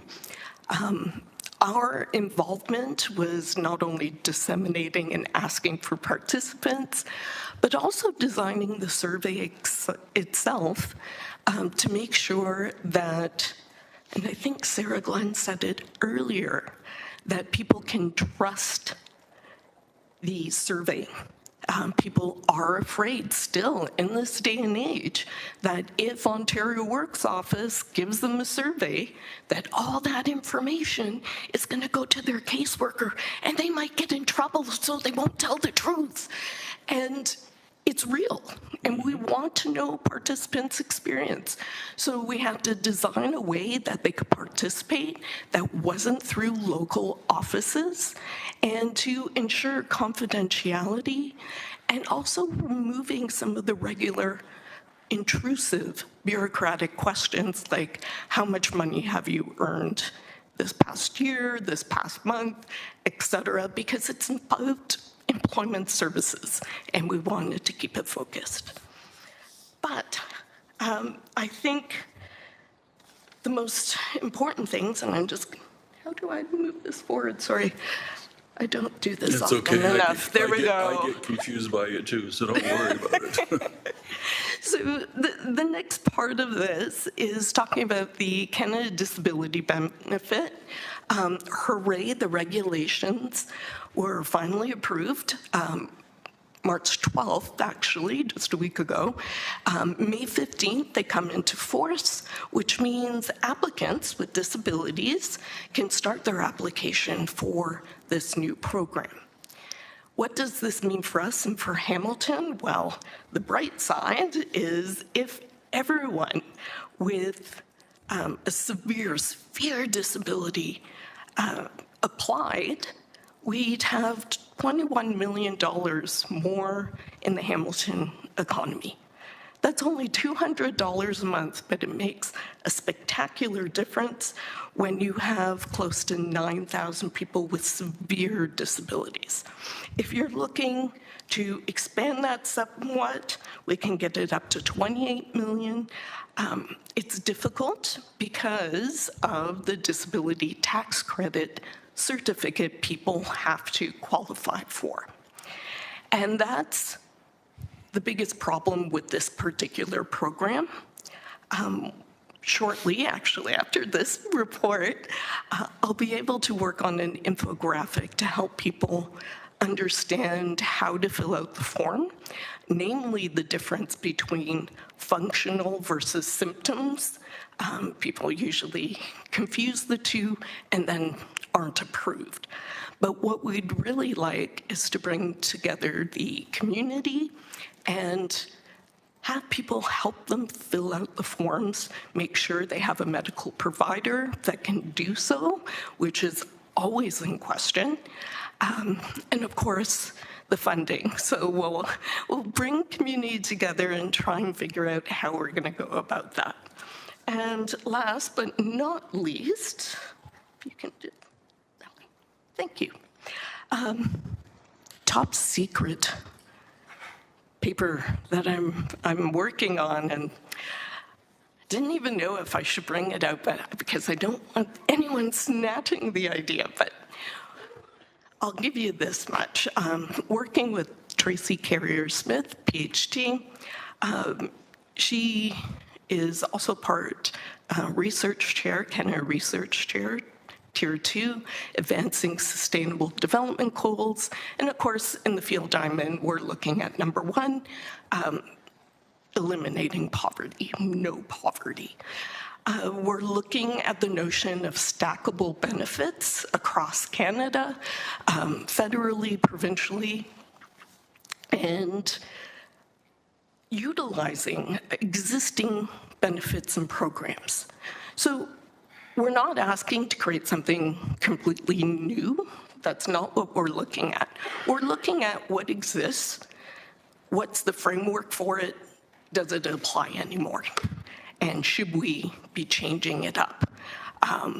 So one of these is the idea Ontario Works currently does not get the same employment, or the treatment of employment income is not the same anymore between ODSP and OW. OW is still on the same system. ODSP now gets a $1,000 exemption, then 75% deduction, whereas Ontario Works is still on the old $200 exemption, and then 25% every dollar after. So what I'm showing in this is basically, if you change that, you can get income as close as 15% under the poverty line. So on the far left side, you see the red 61%. That's how far away from the poverty line they are. That's deep poverty. So anything more than 40% is deep poverty. 33% if they're working under the current system, and if you made it equivalent and asked it to be equivalent to ODSP, it's 15% under the poverty line. That's huge income difference from left to right here. So I'm just going to take a peek at my notes. The only other thing, it's not just OW that I would be looking at. I'd look at tax benefits and also looking at things, Councillor Jackson is not here. I was going to say, OAS. There was recently an ad that said 20,000 individuals in Toronto had not applied for OAS, old age security. They were going without that money. We could do the same here, and that's the kind of thing I'd like to tackle in our upcoming report. Tom? Thanks, Chair. Thanks, Laura. And just to add to that, this reality is predicated on the fact that the current provincial government has been re-elected. Unfortunately, there has not been an increase in Ontario Work social assistance rates since 2018. Those rates have been frozen. So we've had to think, and councillors around this table have also urged us, I think, to think about creative ways we can ensure that income can be enhanced for people if we're not looking at an increase in the near future in social assistance rates. Of course, we will continue to advocate for that, and it's a matter of justice, and I think our members would demand that as well. But looking at creative ways like Laura's outlined here to ensure that in an era of increasing costs for housing and food and other necessities, we really need to enhance income security for individuals. And with that, of course, we have been longstanding advocates for the notion around a national basic income program. And as council is aware, Hamilton was one of the pilot sites for the Ontario Basic Income Pilot, and we were deeply involved in supporting individuals to learn more about that program, and then when it was prematurely canceled, advocating alongside them for fairness. And certainly the lessons learned from that basic income pilot were absolutely profound. And we looked at ways we could share that with other communities across the province and across the country. And one of the ways we have been doing that over the last couple of years is through a mini documentary that was developed called A Human Picture, sharing the stories of individuals who were on that pilot program and how their lives were transformed.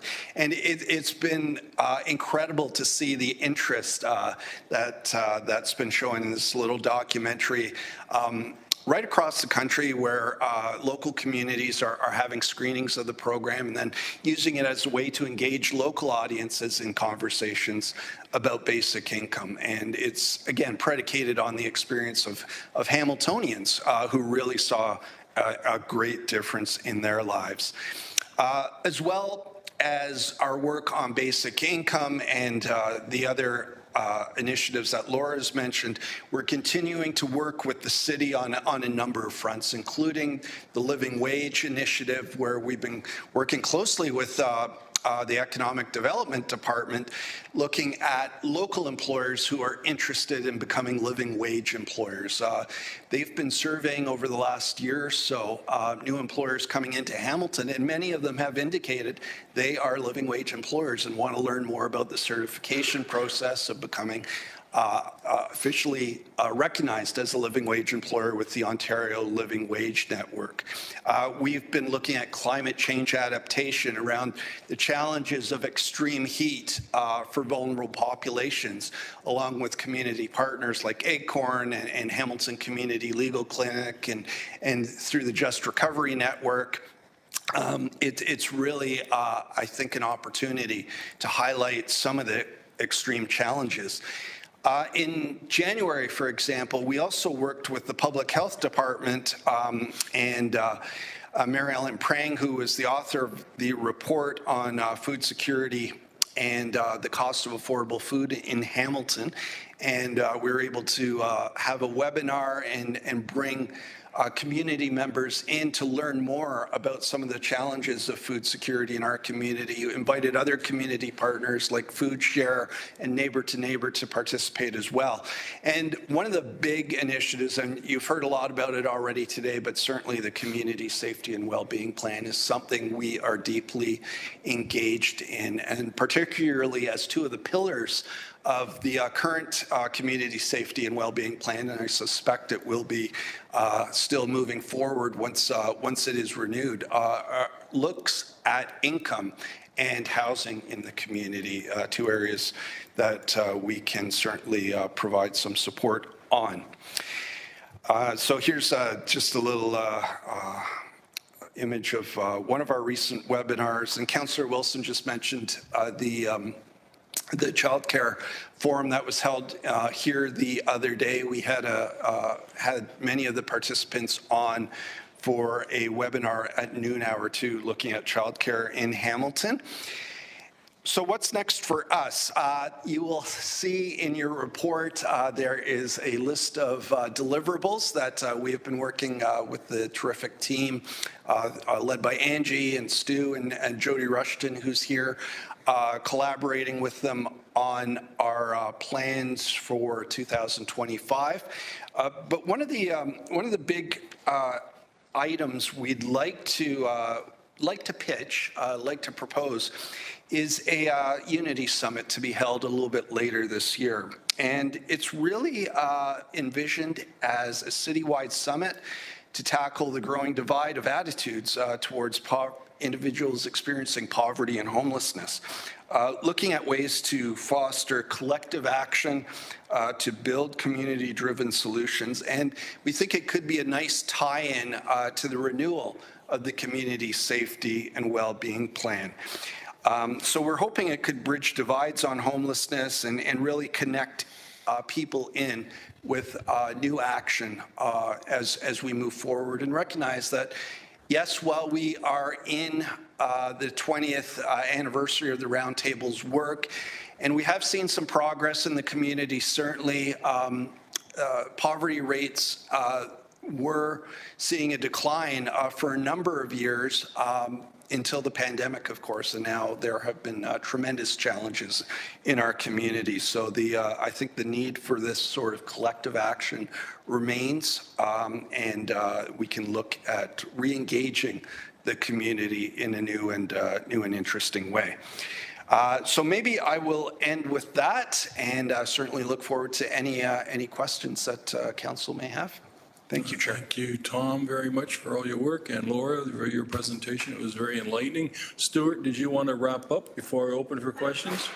Yes, thank you, Councillor Clark, and through you to committee. I'm Stuart Boomer, Director of Ontario Works, I should say that, in the Community Services Department. So as Ontario Works is the lead division in terms of the relationship with the Poverty Roundtable, in terms of our agreement, funding agreement and accountabilities, the work does span, as Tom mentioned and Laura mentioned, a number of areas across the city. And in 2025, our focus is going to be on the renewal activities that are included in the report, including, increasing engagement in the work of the Roundtable, and also strengthening opportunities to align the work of the Roundtable with priorities at the city. Key priorities such as advocacy around income supports and social assistance rates, issues of housing and homelessness, the work with economic development as mentioned, as well as that of the work that Director Chase leads through the Community Safety and Wellbeing Plan. And also, as Thomas mentioned, issues of income inequality, poverty continue to be present in our community. We know that. And the Roundtable's work to bring the community together, to advocate for system change, to identify local solutions continues to be an important priority that aligns with the work that we do here in the Community Services Department and beyond. So moving forward, we hope to update committee on this work on an annual basis. We think it's an important, it's important in the spirit of accountability and transparency, but also an opportunity for council and the community to stay informed of the work, and also identify opportunities where the community members and council members can engage in the work directly. So I appreciate the time that you've afforded us today, Chair Clark and committee, and we're happy, as Tom mentioned, to answer any questions. Thank you. Thank you, Stuart. So the floor is now open for questions and or comments. We can mix the two together. First speaker is Councillor Wang, and then Councillor Kretsch. Thank you. Thank you for that presentation. Laura, I'm interested in your not-so-secret paradigm shift and stacked work. I come from innovation. So from the innovation ecosystem, it is not an unheard concept where we see companies. So if I imagine companies being the same as a client or a recipient, businesses have the ability to stack a whole pile of different government grants, government programs on top of each other to typically a maximum. And then usually there is some level of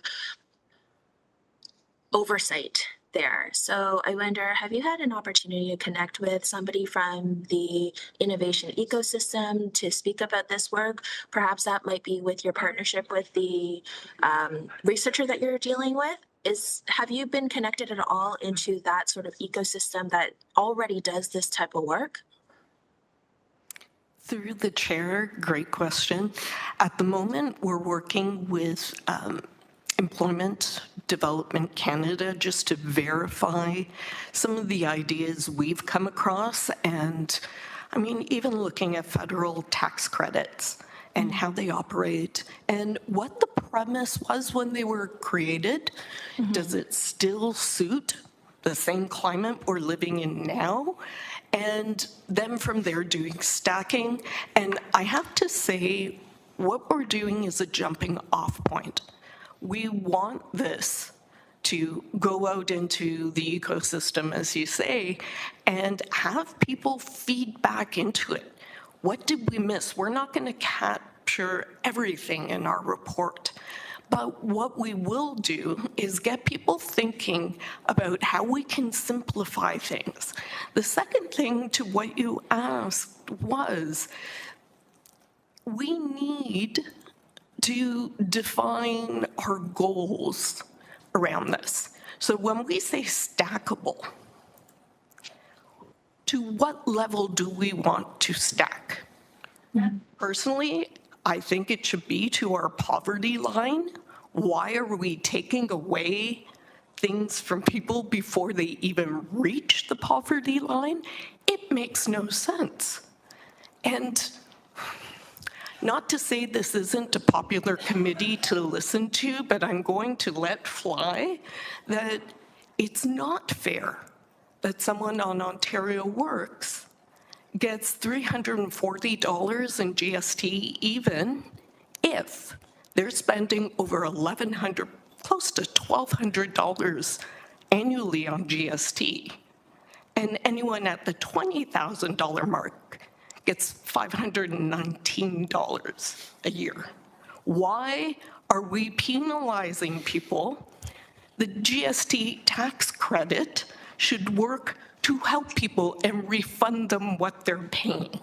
And it's one of those ones, it's my bugaboo as we do this report, that we need to refocus what we're looking at and why we're doing what we're doing. And I know that sounds so simplistic, but it's not.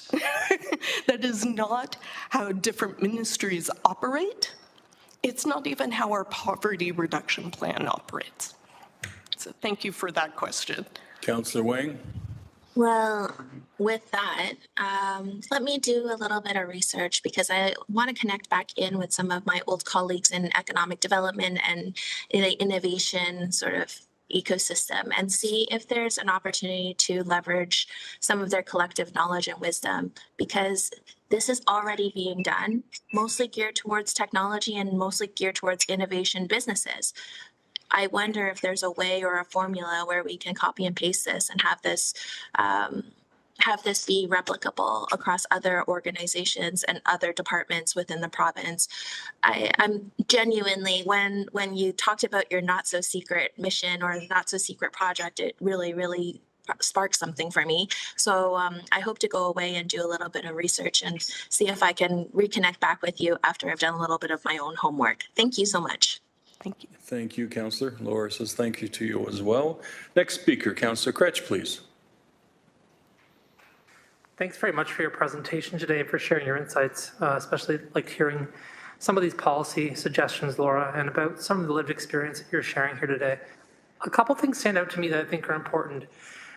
Again, similar to what we talked about earlier, I'm really supportive and glad to see that Stuart's able to assist you in some of this work through the city, but I wonder if, there needs to be a broader placement in the city as well in terms of this work, because it has such greater intersectional implications, right? And so it's not necessarily just about Ontario Works. And when we kind of put it in that frame, right, frankly, it can be stigmatizing. It can create barriers in and of itself. And so I just say that out loud, not as a question, but more of a comment to suggest that, again, this work needs broader attention from members of council, especially if you're seeking to reach people around the stigma you mentioned earlier around changing perceptions of people who are experiencing poverty and homelessness. I'd also say, and this is going to reveal some of my naiveness, which I'm happy to be transparent about. When I first moved to Hamilton, I kind of started looking around at different things that were going on here, and I came across the Hamilton Roundtable for Poverty Reduction, and in my mind, I thought to myself, oh, I think it's a room with a table. Like I just thought like there was this like table with a room and people were in there. I guess just, didn't know enough about the process and how it worked.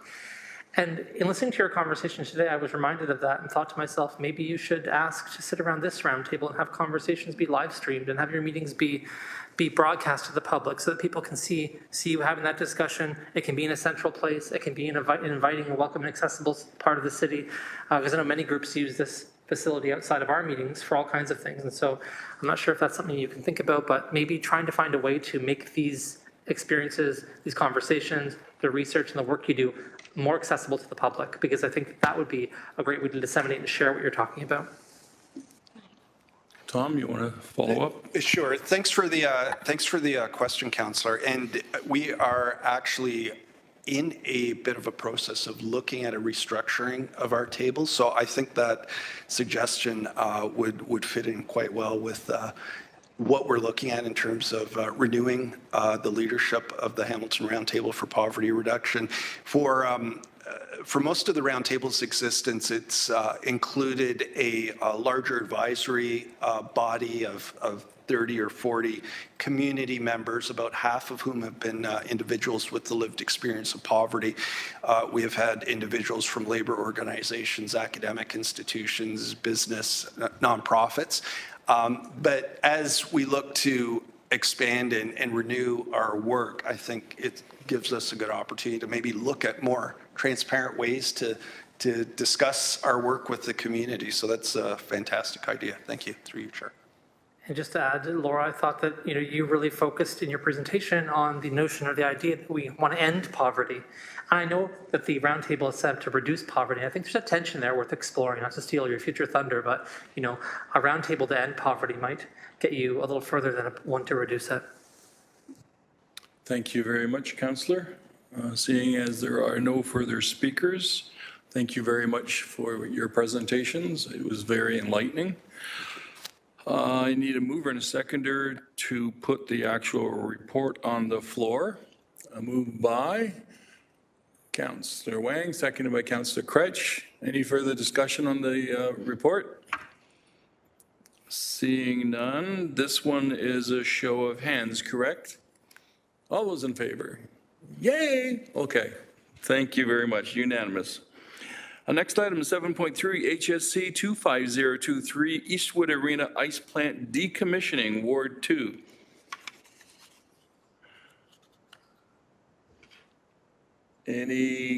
Do I have a presentation for the report, or is this the report? Councillor Kretsch, do you have any questions or discussion on the report? Put the report on the floor. Yep, moved by Councillor Kretsch, seconded by Councillor Alec Wilson. Thank you. Go ahead, Councillor Kretsch. Yeah, I've really talked to staff about this at quite some length, and so I don't really have a lot of questions, but I did have some comments about it. And I think the first thing I want to bring to the public's attention is this is a decommissioning of the ice plant itself, not of the arena as an asset. And so I think it's really important to say, because I do worry, frankly, about that word decommission anytime it's next to a lower city asset. And when I think about that as a larger problem, I start thinking about the older Central Memorial Recreation Center, which is more than a century old. I think of the Bonetto Recreation Center. I think of Simone Hall, which recently has gone through some damage, and the future of that is uncertain.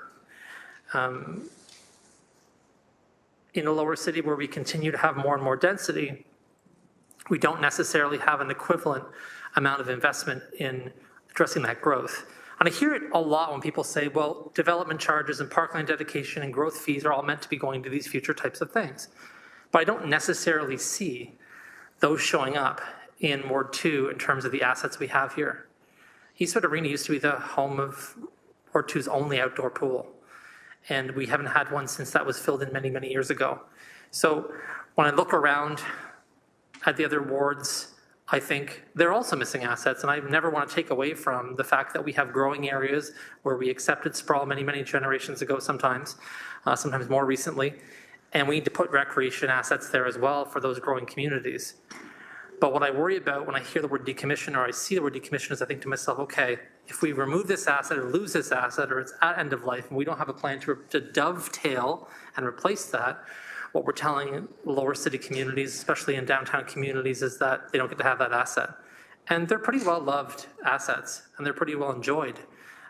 But also, what I hear from residents is some people don't want to use the assets downtown, actually, because they find them to be in such disrepair that they don't feel safe using them, they don't feel comfortable using them, they feel like the facility is not up to the standards for 2025.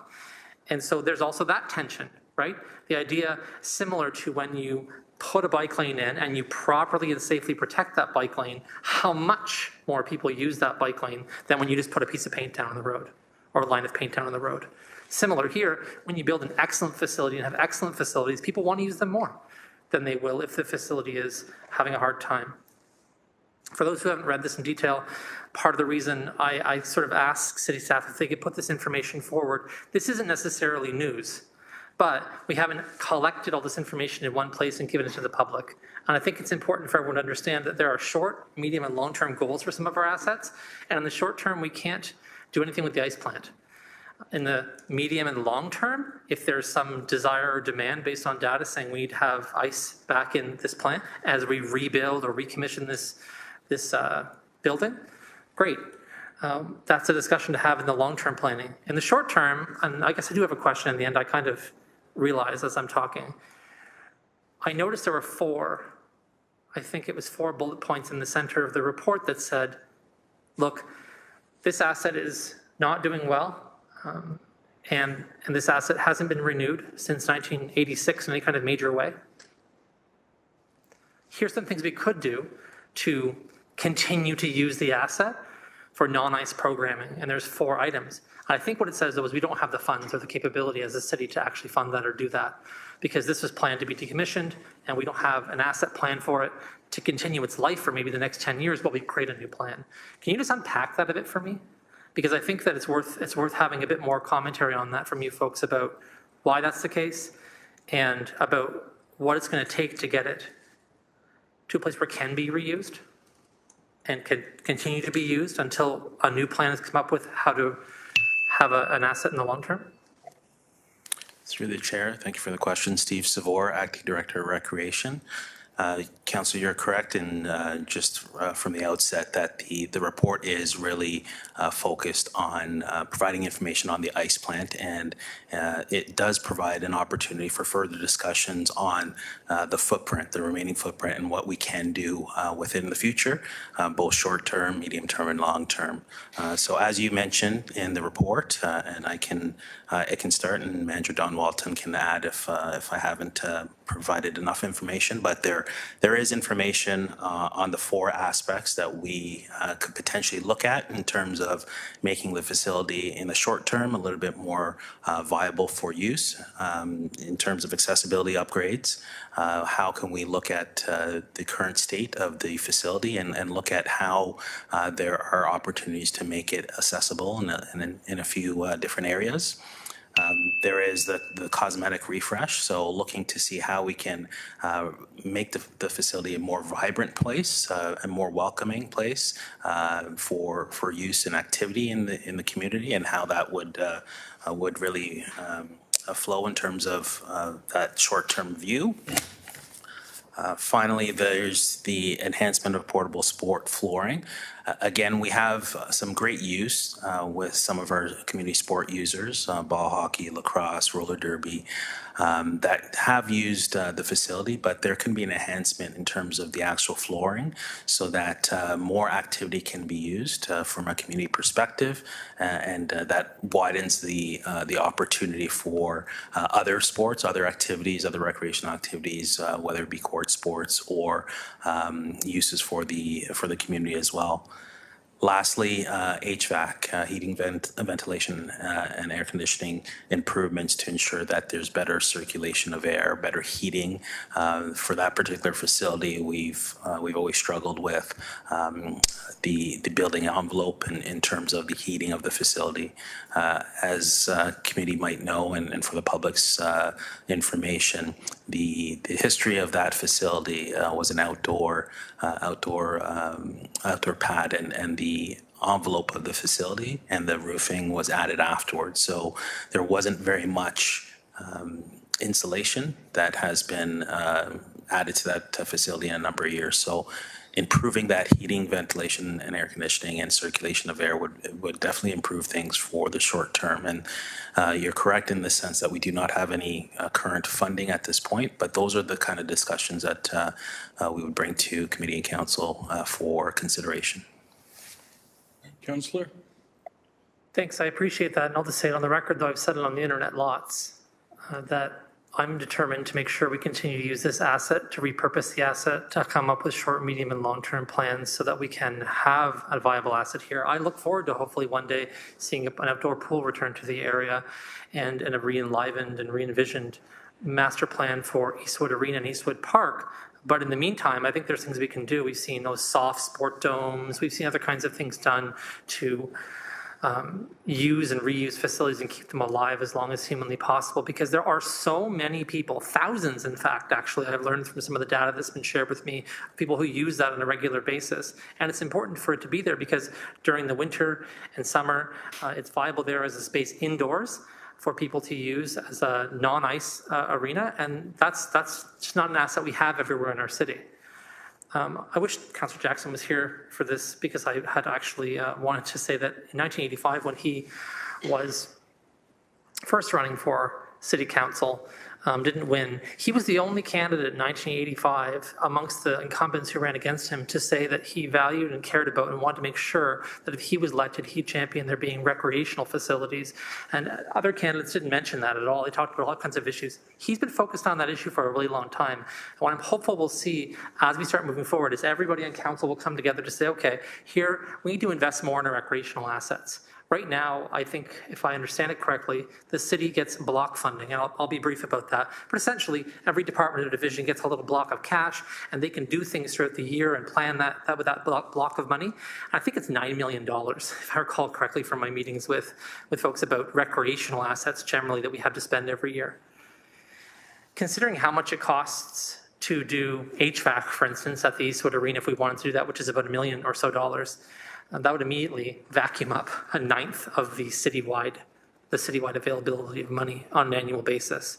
So what that does to staffs puts them in a weird position where they have to save up almost over a number of years or do capital ask through the budget for a large amount to build arenas in growing areas. So this really puts a lot of tension into the system that I think we have to think more about as a council when we think about our priorities, because I'll be honest with you, again, coming back to equity like we talked about yesterday, talking about today, there are so many people served by this from all kinds of equity-seeking groups, and this arena holds an important place for them. If we lose this asset or decommission other assets in our lower city, what we're telling people essentially is that don't bother coming here if you want to have a great quality of life. If you want to be able to have access to the things everybody else has access to in other parts of the city, this isn't the place for you to be. And I think that's a hard message for people to take. And I think everyone living downtown deserves the same access to the same amenities everyone else has, and the same quality of those amenities, right? Which I think is really important. So whatever we do here in the future, I'm committed to making sure it's good, that we reuse and continue to use this asset, and I'll work with you folks offline to make that happen. Thank you.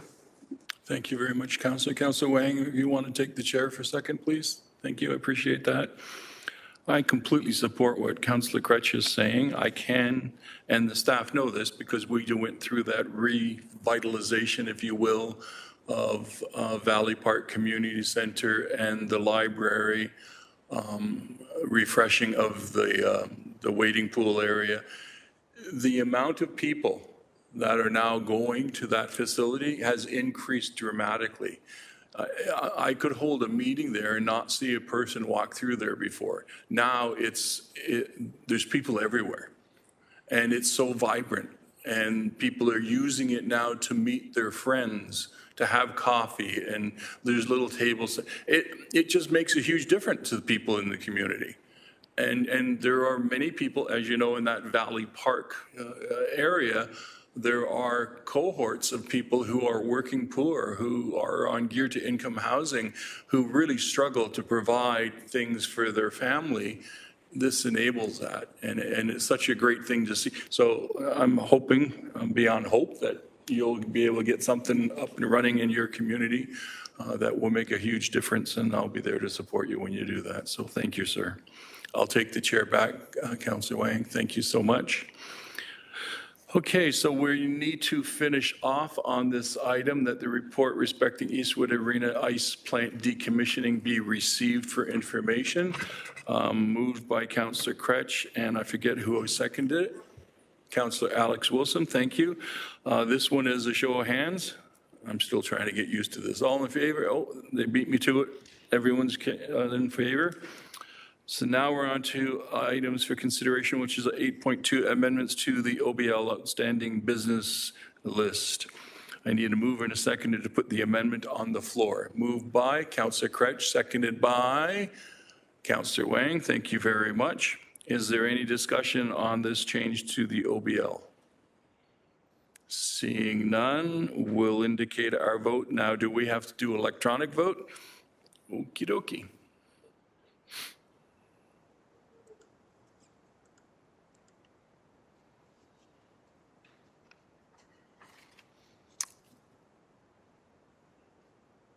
And that carries 5-0. Are there any notices of motion? Since there are not, by the power invested in me, I declare this meeting closed. Have a great afternoon. Thank you.